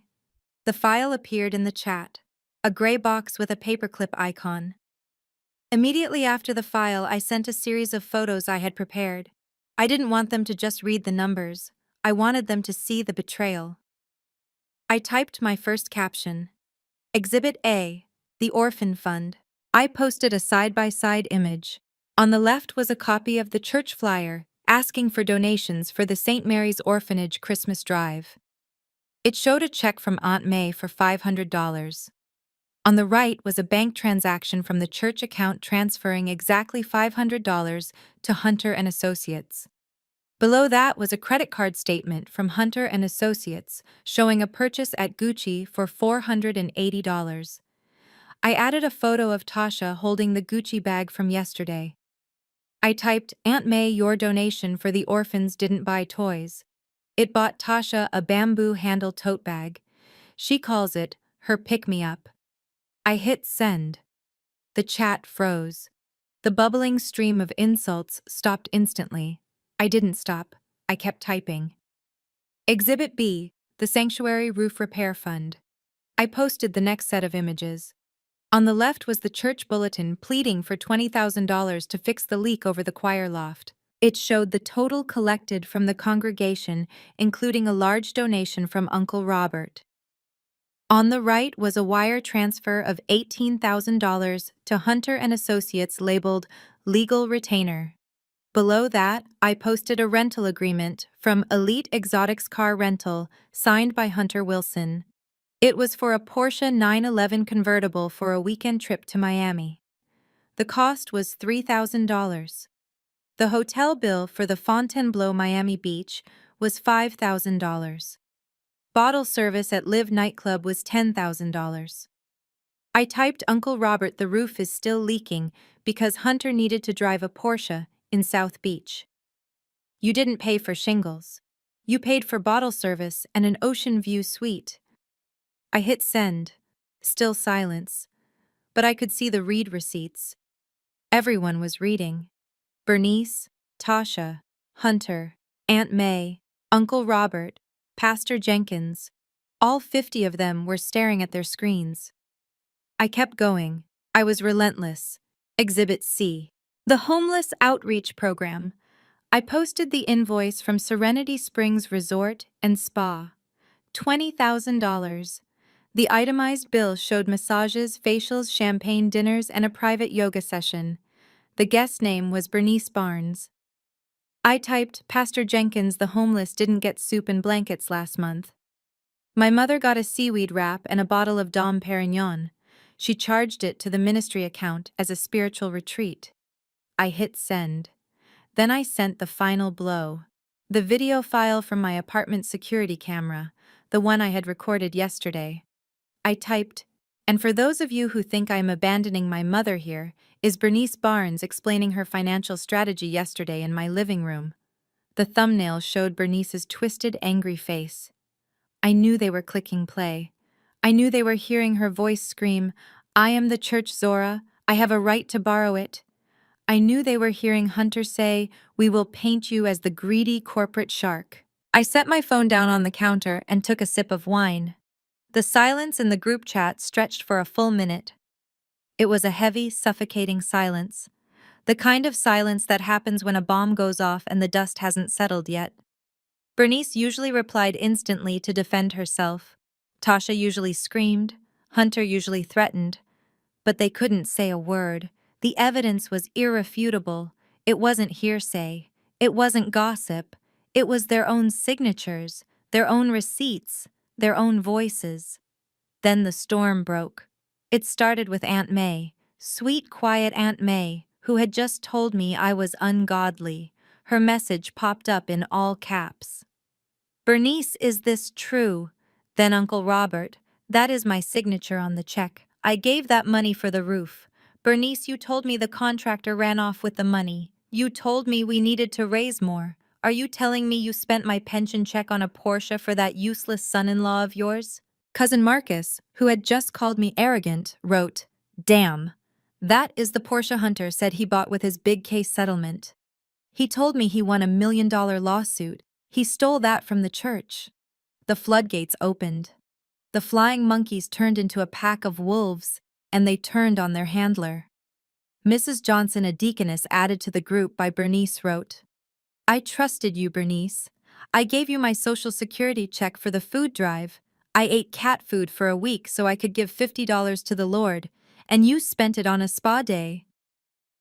Pastor Jenkins entered the chat. Bernice, Hunter, I am looking at these documents. Please tell me this is a fabrication. Please tell me Zora hacked the bank, because if these numbers are real, we are looking at a felony. Bernice finally typed. Her desperation leaked through the screen. It is a lie. Zora doctored the photos. She is a computer genius. She can fake anything. She is trying to frame me because she hates Tasha. Don't believe her. We are family. I didn't need to reply. I didn't need to say a word. I just sat back and watched as my family dismantled her defense for me. Uncle Robert wrote, I just called the bank, Bernice. I have a friend in the fraud department. He confirmed the wire transfer. It went to Hunter and Associates. You lied to us. You stole from us. Tasha tried to jump in. You guys are being so mean. Mom made a mistake. We were going to pay it back. Zora is the one with the millions. She could have fixed this. That was the wrong thing to say. Cousin Felicia wrote, Shut up, Tasha. You are wearing a $4,000 bag paid for by Aunt May's orphan money. You are disgusting. Take that bag back and give the money to the kids. The notifications were coming so fast, My phone was vibrating off the table. The anger in the chat was palpable. It wasn't just about money, it was about betrayal. These people had looked up to Bernice. They had envied Hunter. They had coddled Tasha. And now they realized they were the marks. They were the victims of a long con perpetrated by their own matriarch. Hunter left the group. The notification Hunter Wilson has left the conversation appeared on the screen. He was running. He knew the legal implications of what I had just shared. He wasn't sticking around to be yelled at by Uncle Robert. Tasha left the group. Bernice remained.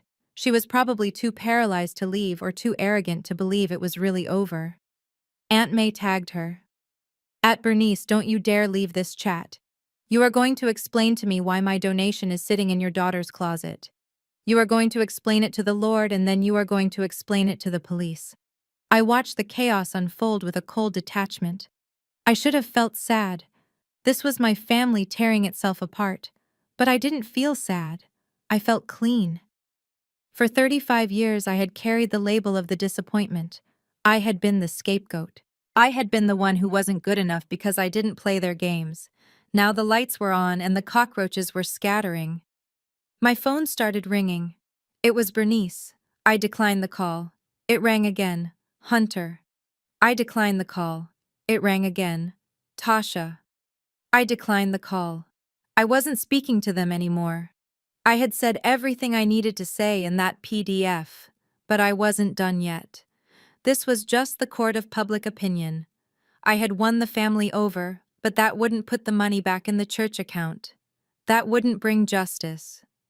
I looked at the email I had sent earlier, the one to Grandma Hattie. Grandma didn't have a smartphone. She didn't do group chats. She lived in a sprawling estate 40 minutes away, disconnected from the digital noise, but plugged into the real power of this family. She would have received my report by now. Her assistant would have printed it out. Grandma would be putting on her reading glasses, sitting in her high-back chair by the fireplace. The group chat was just the fireworks. Grandma Hattie was the nuclear option. I saw a new message pop up in the chat. It wasn't from a family member. It was from Grandma Hattie's personal assistant using Grandma's account. It was a single line of text written in all caps. Bernice. Tasha. Hunter. You will present yourselves at the estate in 1 hour. Zora. You will come too. Bring your laptop. Do not be late. The chat went instantly silent again. Even Uncle Robert stopped typing. When the matriarch spoke, the world stopped. Bernice typed one word. Yes, ma'am. I smiled. The real trial was about to begin. I finished my wine and stood up. I went to my bedroom and changed out of my comfortable clothes. I put on my sharpest suit, a navy blue power suit that made me look like exactly what I was. A high-powered forensic accountant who had just caught the biggest fish of her career. I grabbed my laptop. I grabbed my keys. I took the elevator down to the garage. As I drove out of the city toward the estate, I watched the sun dip below the horizon. The sky was a bruised purple, just like the ego of my family was about to be. They wanted a family gathering. They wanted to discuss finances. They wanted to talk about what was owed. We were going to have that conversation. But this time, Bernice wouldn't be sitting at the head of the table. The drive to Grandma Hattie's estate was usually a peaceful journey through winding roads lined with ancient oak trees, but tonight the air felt electric. My phone sat in the passenger seat mounted on the dashboard, and it was glowing with the light of 1,000 fires burning down my family's reputation.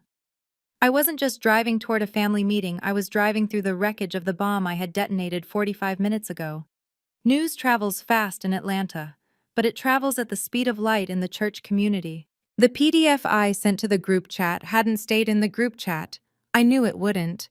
Aunt May was righteous, but she was also a gossip. Within 10 minutes of my post, I had received an alert that the document was being forwarded. First to the choir director, then to the head of the deacon board, then to Bishop Henderson himself. My forensic software, which was still running remotely on the server back at my office, pinged me with an update. The church bank account had just been frozen. The bishop hadn't waited for a meeting. He had seen the transfers to Hunter and Associates, seen the invoices for the spa and the Porsche, and he had panicked. He hit the kill switch. I tapped the screen of my phone to open Instagram. I didn't need to search for Tasha. She was live.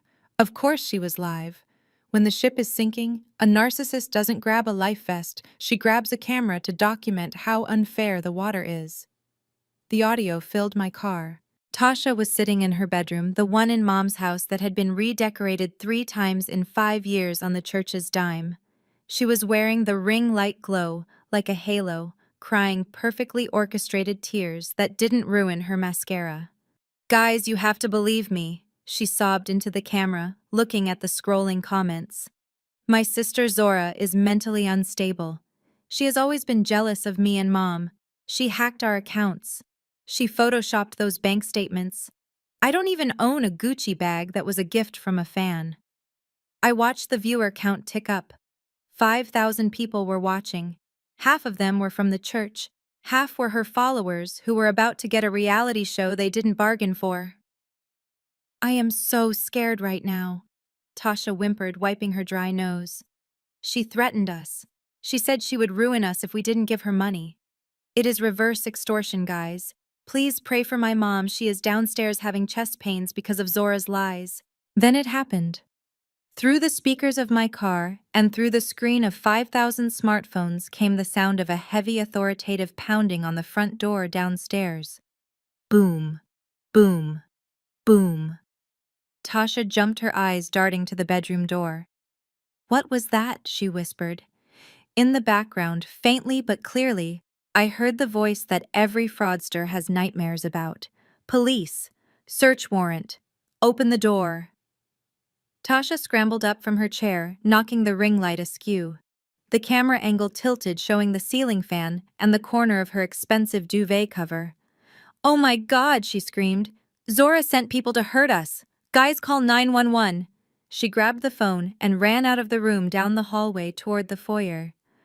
The live stream became a shaky blur of walls and stairs, but the audio was crystal clear. I heard the front door crash open. Mom must have refused to unlock it, or maybe they just didn't wait. I heard Bernice screaming, "You cannot come in here, do you know who I am? I am the treasurer of the Women's Auxiliary. Get out of my house." Then I heard Hunter. His voice was loud, booming, trying to project the authority he thought he possessed. "I am an attorney," he shouted. "I represent Mrs. Barnes. You are violating her Fourth Amendment rights. I demand to see the warrant immediately, or I will have your badges." Tasha reached the bottom of the stairs, turning the camera to face the entryway. The image stabilized. It showed 3 uniformed officers and 2 men in suits. The men in suits were from the Financial Crimes Division. I recognized one of them, Detective Miller. I had sent him the tip anonymously 3 weeks ago, and I had updated him with the audio file of Hunter's extortion threat exactly 1 hour ago. The livestream comments were going wild. "Wait, are those real cops? Did she say search warrant? This isn't a prank. Tasha, why are the police there?" Detective Miller stepped forward, calm and unimpressed by Hunter's posturing. "Hunter Wilson?" he asked, looking at a file in his hand. "That is me," Hunter said, puffing out his chest. "And I am telling you, as legal counsel for this household, that you are making a grave mistake." Detective Miller didn't even blink. He reached behind his back and pulled out a pair of handcuffs. "Mr. Wilson, you are under arrest for theft by deception, extortion, and the unauthorized practice of law." Hunter froze. The air went out of him instantly. What he stammered: "Unauthorized practice. I am a lawyer." "Actually, you are not," Miller said, his voice carrying clearly over the live stream. "Your license was suspended 6 months ago, Mr. Wilson. Representing yourself as an attorney while suspended is a felony in the state of Georgia. Using that false authority to extort money from a family member is another felony. And facilitating the transfer of embezzled nonprofit funds into your personal account is money laundering." The color drained from Hunter's face. He looked like a ghost. Tasha shrieked from the stairs, still holding the phone. "No, that is a lie. He is a lawyer. Tell him, Hunter. Tell him. Hunter didn't say anything. He couldn't. The officers moved in. They spun him around. The click of the handcuffs was audible, crisp, and final. Bernice threw herself at the officers, grabbing at Hunter's arm. "Don't touch him," she screamed. "He is a good man. This is a mistake. Zora did this. My daughter did this." One of the officers gently but firmly pushed Bernice back. "Ma'am, take a step back or you will be detained for obstruction," he warned. Tasha ran down the stairs, thrusting the phone into the officer's face. "I am live streaming this," she yelled. 5,000 people are watching you harass an innocent black family. You are going to be fired. Do you hear me?" Detective Miller looked directly into the camera lens. He looked at Tasha, then he looked at the phone. "Ms. Barnes," he said calmly, "we have a warrant for the seizure of all electronic devices suspected of being purchased with stolen funds or used to facilitate wire fraud. That includes the phone in your hand." "What?" Tasha gasped, clutching the phone tighter. "No, this is my phone." Miller nodded to a female officer. "Seize it," he said. The officer moved toward Tasha. Tasha screamed, trying to pull away, but it was over. The screen went chaotic for a second, spinning wildly as the phone was wrestled from her grip. Then the image went dark. Livestream ended. I let out a long breath in the quiet of my car. The silence that followed was heavy. The show was over. The reality had begun. I kept driving. I was only 5 minutes away from Grandma Hattie's estate now. My phone rang. It wasn't a notification. It was a call. The caller ID showed Mom. They hadn't taken her phone yet, or maybe she had a burner. Or maybe they were letting her make a call to arrange for a lawyer, since her current lawyer was in handcuffs in her foyer. I stared at the screen. Part of me wanted to let it go to voicemail. Part of me wanted to drive on in silence. But the daughter in me, the part that had been hurt and rejected, and billed for her own existence, needed to hear it. I pressed answer and put it on speaker. "Hello, Mom," I said, my voice calm, steady, and devoid of sympathy. The sound that came through the speakers wasn't human. It was a guttural scream of pure, unadulterated rage. "You devil," she shrieked. "You demon. You killed us. You killed your own family." I kept my eyes on the road, turning onto the long gravel driveway of the estate. "I didn't kill anyone, Mom. I just forwarded an email." "They took Hunter." She sobbed, her voice breaking into hysterical gasps. "They took him in handcuffs, Zora. In front of the neighbors. Tasha is throwing up in the kitchen.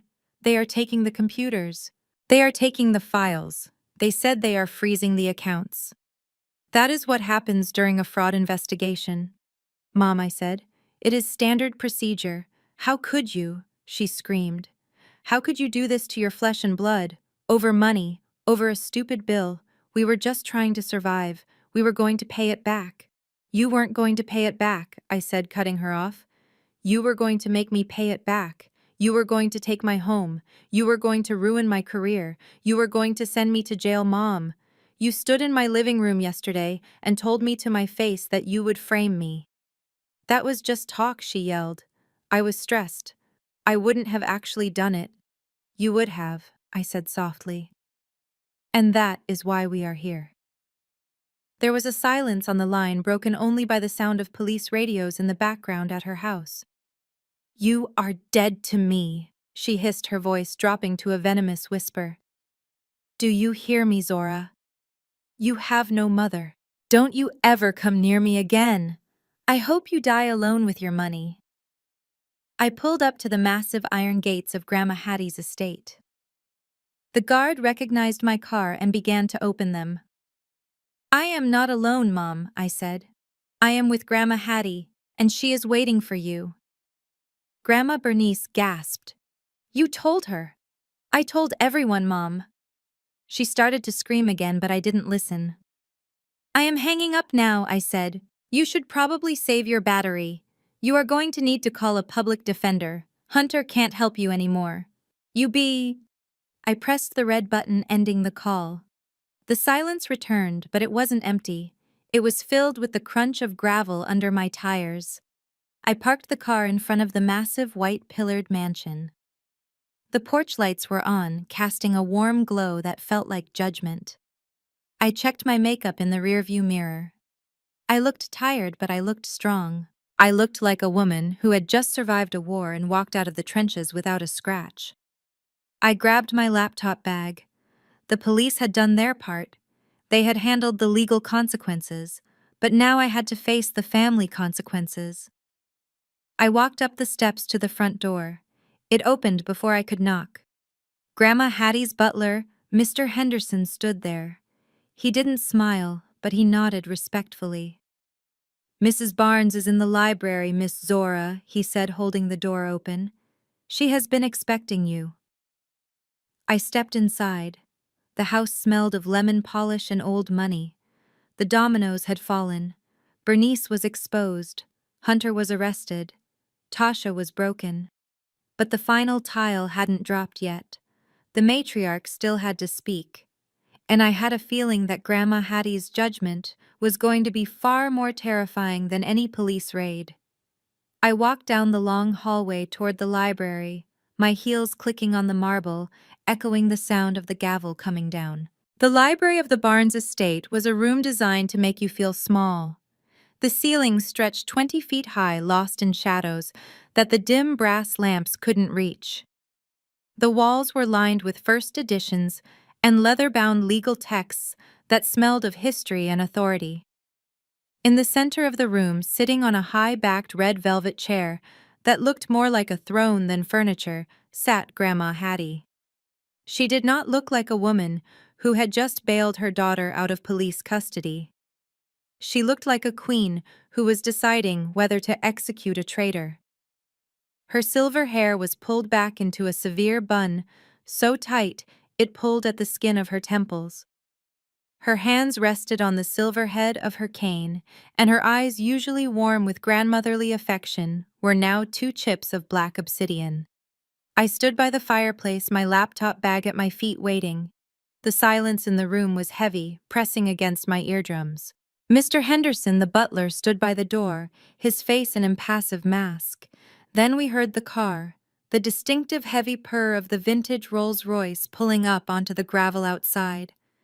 It was the only car in Atlanta that commanded enough respect to park directly in front of the precinct and demand the release of a prisoner before processing was even complete. Grandma Hattie had made one call, and Bernice had been released into the custody of the family driver, pending a formal arraignment. The front doors opened. I heard the sound of weeping. It wasn't the soft, sad weeping of someone who is sorry. It was the loud, hiccuping wails of someone who feels sorry for themselves. Bernice came into the library first. She looked like a woman who had been dismantled. Her expensive linen dress was wrinkled from being manhandled by the officers. Her mascara ran in dark rivers down her cheeks. She was trembling. Tasha followed close behind her, looking like a terrified child. Tasha didn't have her phone. The police had seized it. Her hands were empty and fidgety, reaching for a device that wasn't there to comfort her. Bernice saw Grandma Hattie and threw herself forward, falling to her knees on the Persian rug. "Mama," she wailed, reaching out her hands. "Thank God you sent the car. It was a nightmare. They treated me like a criminal. They put me in a holding cell with drug addicts. You have to sue them, Mama. You have to call the mayor. You have to fix this." Grandma Hattie didn't move. She didn't offer a hand to help her daughter up. She didn't offer a word of comfort. She simply watched Bernice cry with a detached, cold curiosity, as if she were watching a bad actor perform a monologue. "Get up," Hattie said. Her voice wasn't loud, but it cut through the room like a razor blade. It was the voice that had commanded boardrooms and built a dynasty. Bernice choked on a sob and scrambled to her feet, wiping her nose with the back of her hand. She looked at me standing by the fireplace, and her face twisted into a snarl. "She did this," Mama," Bernice hissed, pointing a shaking finger at me. "Zora did this. She hacked the accounts. She doctored the photos. She sent the police to my house. She had Hunter arrested. My poor Hunter. They took him away in cuffs, Mama. You have to tell them it is all a mistake. Tell them Zora is lying." Tasha nodded frantically, her eyes wide. "Yes, Grandma. Zora is jealous. She has always been jealous because Mom loves me more. She is trying to ruin us. Please, you have to cut her off. You have to disown her." I didn't say anything. I didn't defend myself. I knew the rules of this house. You speak when the matriarch addresses you, and not a second before. Grandma Hattie slowly turned her head. Her neck cracked slightly with the movement. She looked at Tasha, then she looked at Bernice. Finally, her gaze landed on me. "Zora," she said. "Yes, Grandma," I answered, standing straighter. "I received your email," she said. Her tone was neutral, devoid of emotion. "I read the report. I looked at the exhibits. I listened to the audio recording of Mr. Wilson threatening you." She tapped her cane once on the floor. A sharp, hollow sound. "Are you sure?" she asked. I looked her in the eye. I didn't blink. "I am sure, Grandma." "Are you certain about the numbers?" Hattie pressed. "Are you willing to stake your professional reputation, your license, and your place in this family on the accuracy of that audit? If I hire an outside firm tomorrow, will they find a single penny out of place from what you reported?" I took a breath. I knew what she was asking. She was giving me one last chance to back down, one last chance to save my mother from total destruction. "I am absolutely certain," I said, my voice steady. "Every transfer is documented. Every invoice is verified. The money didn't go to charity. It went to Hunter and Associates. It went to Gucci. It went to Serenity Springs. It is all there in black and white." Grandma Hattie held my gaze for a long moment, searching for any sign of doubt. Finding none, she nodded once. A small, almost imperceptible movement. Then she turned back to Bernice. Bernice thought the nod meant something else. She thought it meant Grandma was looking for a loophole. "See, Mama?" Bernice pleaded, stepping closer. "It is just numbers. Numbers can be manipulated. I borrowed the money. That is all. It was a loan between family. Since when is it a crime to help your children? I was going to put it back after the audit. I just needed time." Grandma Hattie lifted her hand, and the silence slammed back into the room. "You have disgraced this family," she said. The words hung in the air, heavy and suffocating. Bernice froze. What she whispered. "You have disgraced this name." Hattie repeated, her voice rising in volume, her eyes flashing with a sudden terrifying fire. "Your father worked himself into an early grave to build this name. He scrubbed floors so you could go to college. I invested every dime we had so you could walk with your head high in this town. We built a legacy of honor, of service, of faith." Grandma Hattie leaned forward, gripping the arms of her velvet chair. "And you stole from the church?" She spat the words out like they tasted of poison. "You stole from the widows. You stole from the orphans. You stole from God. And for what? For a purse. For a vacation. For a man who is not even a real lawyer but a con artist in a cheap suit." "Mama, please," Bernice cried, shrinking back. "Do not call me Mama," Hattie snapped. "A mother protects her children. A mother sacrifices for her children. You did not sacrifice. You feasted. You feasted on the tithes of the poor, and when the bill came due, you tried to feed your own daughter to the wolves." Grandma Hattie pointed her cane at me. "You tried to frame Zora," she said. "I heard the recording, Bernice. I heard you say you would tell the council she did it. You were willing to let your own child go to prison to save your reputation. You were willing to let her rot in a cell so you could keep your position at the country club. That is not a mother," Hattie said, her voice dropping to a whisper that was more terrifying than a scream. "That is a monster." Bernice fell back into a chair, sobbing into her hands. "It wasn't fair. You don't understand the pressure. Everyone expects me to be perfect. Everyone expects us to be rich.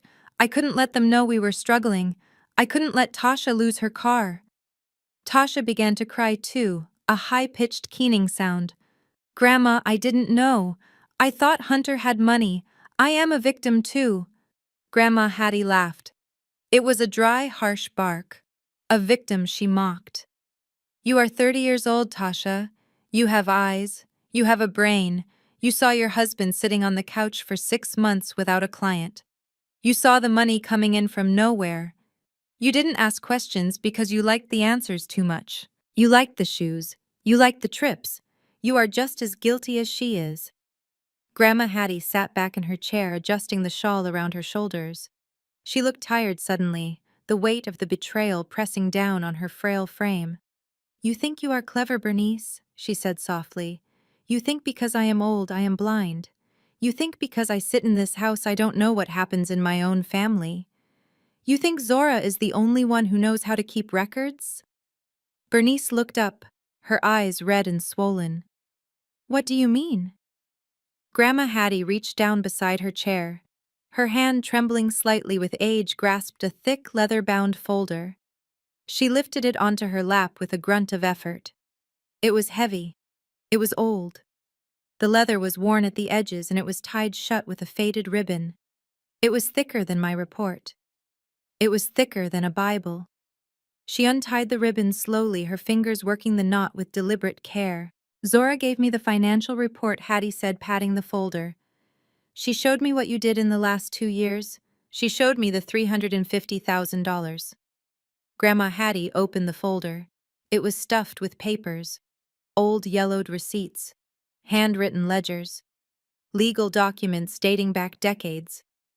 But this, she said, looking at Bernice with a gaze that could strip paint from the walls. This is my report. This is the ledger I have been keeping since the day you turned 18.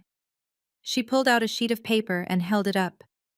This is the bail money I paid when you got arrested for shoplifting in college, Hattie said. $5,000. You told your father it was for tuition books. I paid it to keep his heart from breaking. She pulled out another paper. This is the settlement I paid to the neighbor when you backed your car into their living room while you were drunk. $50,000.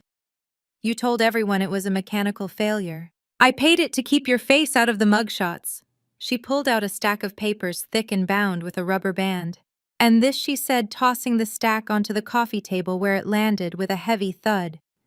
This is the money I have been secretly funneling into your accounts for 10 years because I knew you and that husband of yours couldn't manage a lemonade stand, let alone a household. I paid your mortgage, Bernice. I paid for Tasha's wedding. I paid for the cars. I did it quietly because I didn't want to shame you. I thought if I helped you, you would eventually stand on your own 2 feet. Grandma Hattie leaned forward, her eyes blazing. But you didn't stand. You just leaned harder. And when I stopped the flow of money last year to teach you a lesson, you didn't get a job. You didn't cut back. You decided to steal from the Lord. Bernice stared at the pile of papers on the table. Her mouth hung open.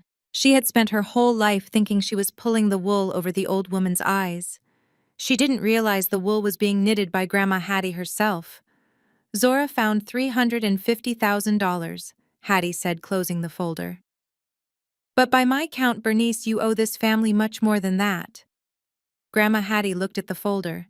Then she looked at me. Zora, she said. Yes, Grandma. How much is the total value of the assets Bernice and Tasha currently hold in their names? The house, the cars, the jewelry. I did the mental math quickly. I had run these numbers yesterday. The house has very little equity, Grandma. Maybe $50,000 after the mortgages. The cars are leased. The jewelry and designer goods might fetch $200,000 on the resale market if we move fast. Grandma Hattie nodded. It won't be enough, she said. But it is a start. She turned back to Bernice. You have 24 hours to pack your personal belongings, Hattie said. Not the clothes I bought you, not the jewelry, just the essentials. Bernice gasped. Pack! Where am I going? You are leaving, Hattie said simply. I am seizing the house. I am seizing the contents. I am selling everything to pay back the church before the story hits the morning papers.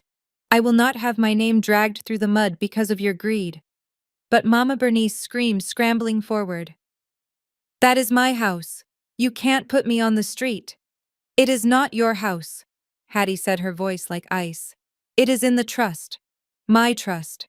And as the trustee, I am evicting you. Evicting me, Tasha whispered. What about me? You too, Hattie said, not even looking at her. You and that criminal husband of yours can figure it out. Maybe you can sell that Gucci bag to pay for a motel room.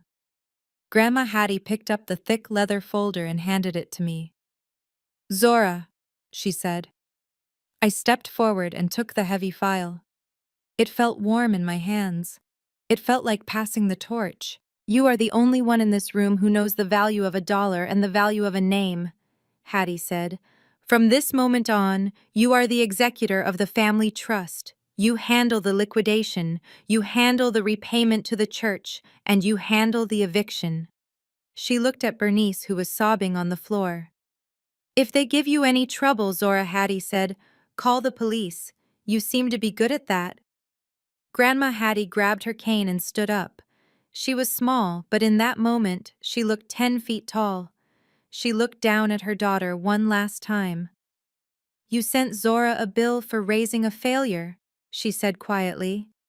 "Well, Bernice, I am sending you a bill for raising a thief, and collection day is today." Grandma Hattie turned and walked out of the library, leaving Bernice and Tasha wailing in the wreckage of their lives.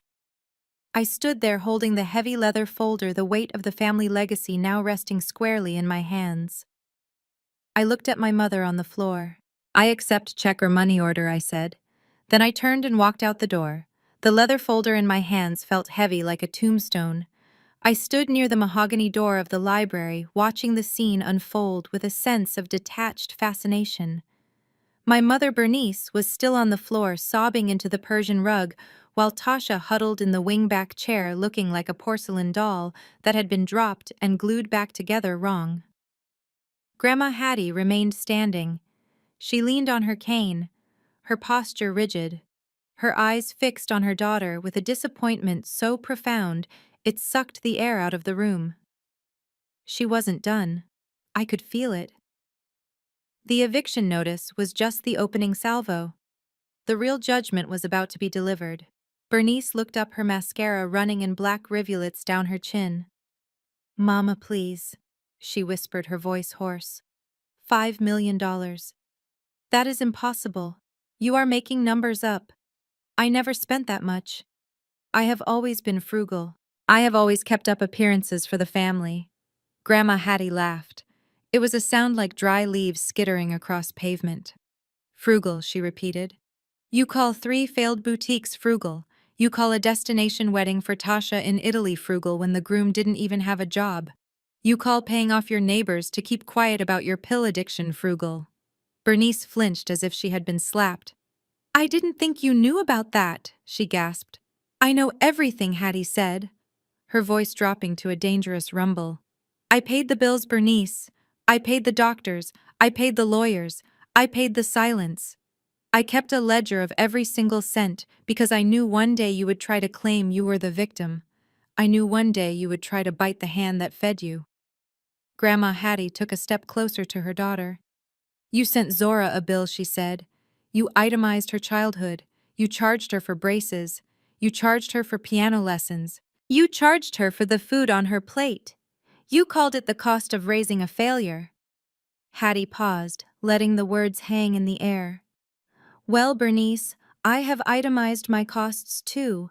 The cost of raising a narcissist, the cost of protecting a thief, the cost of cleaning up the messes of a woman who never learned to hear the word no." Grandma Hattie raised 5 fingers. $5 million, she said clearly. "That is the principal.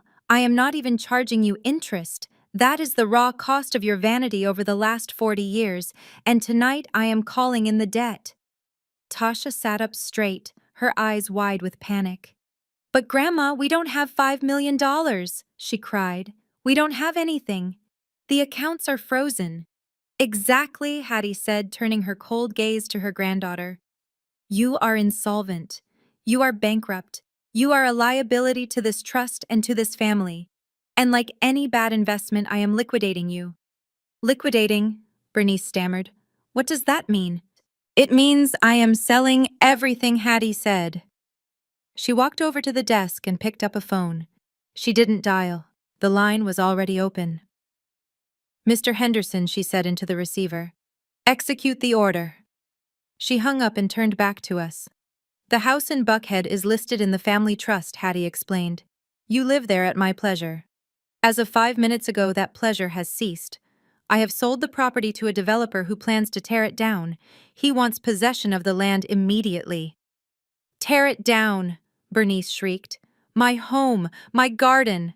You can't do that. It is not your home, Hattie snapped. It is an asset.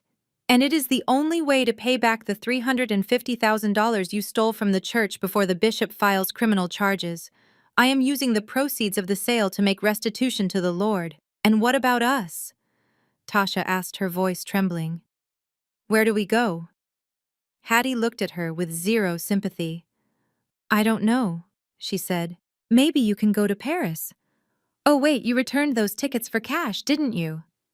Tasha buried her face in her hands, sobbing uncontrollably. My movers are at the house right now. Hattie continued, checking her watch. They are packing up the personal items that belong to the trust, the furniture, the art, the silver. Anything that was purchased with family money stays with the family. You are leaving us with nothing. Bernice wailed. You are putting us on the street. I am leaving you with exactly what you earned, Hattie said, which is nothing. You have your clothes, you have your personal effects, and you have your freedom because I am paying off the church so you don't go to prison tonight. You should be thanking me. Bernice looked at her mother with pure hatred. I hate you, she hissed. You are an evil old woman. I hope you rot. Grandma Hattie didn't flinch. You have 24 hours to get your things out of the boxes on the curb, she said. After that, the city will haul them away. She turned to me. Zora, she said. I stepped forward, clutching the folder. Yes, Grandma. You are the trustee now?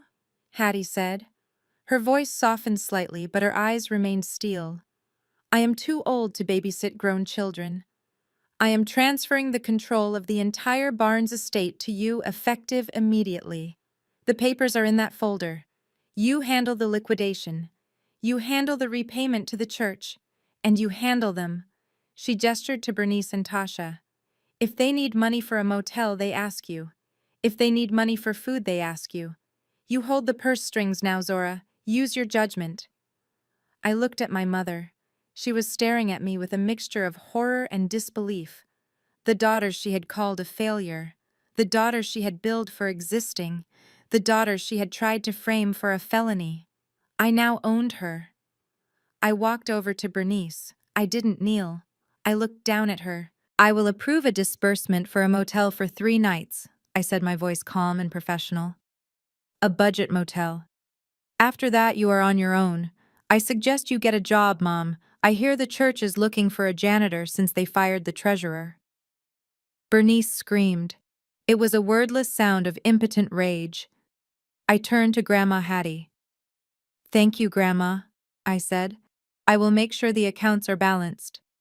Go on, Hattie said, waving her hand. I am tired. I want to read my Bible in peace. Mr. Henderson, show them out. I walked out of the library. I didn't wait for Bernice and Tasha. I heard them scrambling behind me, arguing with Mr. Henderson, begging for more time, begging for a different answer. I walked out the front door of the estate and into the cool night air. The stars were shining brightly above the Georgia pines. I felt lighter than I had ever felt in my life. The heavy folder in my hand didn't feel like a burden anymore. It felt like a shield. I got into my car and placed the folder on the passenger seat. I started the engine and drove down the long gravel driveway. As I turned onto the main road, I had to pass my mother's house. It was on the way back to the city. I slowed down as I approached. The scene was chaotic. 2 large moving trucks were parked on the lawn, crushing Bernice's prize-winning hydrangeas. Men in uniforms were hauling furniture out of the front door. I saw the velvet sofa sitting on the curb. I saw the dining room table where Bernice had sat like a queen for so many years now, upside down on the grass. And there, standing in the driveway amidst the wreckage of their vanity, were Bernice and Tasha. Bernice was screaming at a mover who was carrying a box of her shoes. Tasha was sitting on a suitcase holding her head in her hands. Hunter was gone, taken away in a squad car hours ago. They looked small. They looked pathetic. They looked like exactly what they were, people who had built a life on a foundation of lies and were surprised when the ground opened up and swallowed them whole. I could have stopped. I could have rolled down my window and gloated. I could have thrown a $20 bill at them and told them to buy a sandwich. But that would have required me to care. And I didn't care anymore. The invoice had been paid, the account was closed. I pressed my foot down on the accelerator. The engine purred. I didn't look back. I drove toward the city, toward the lights, toward my penthouse, toward my future. My phone buzzed on the dashboard.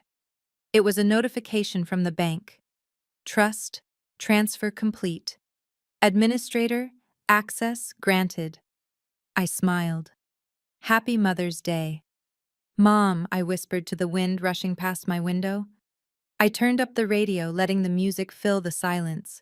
The rearview mirror was empty now, just the dark road stretching out behind me, leaving the wreckage of the Barnes family in the dust.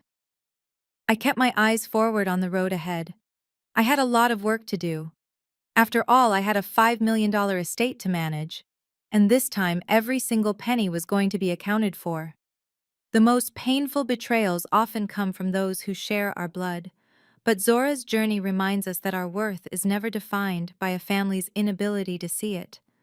We are not obligated to finance the people who abuse us, nor must we light ourselves on fire to keep them warm. True love is not transactional, and no is a complete sentence. Sometimes the healthiest choice is to close the account on toxic relationships and build a life where your peace is the currency. Justice isn't just about revenge, it's about reclaiming the dignity that was always yours. Have you ever had to draw a hard line with family to protect your peace? Share your story in the comments below. If Zora's victory resonated with you, please like this video and subscribe for more stories about standing up for yourself.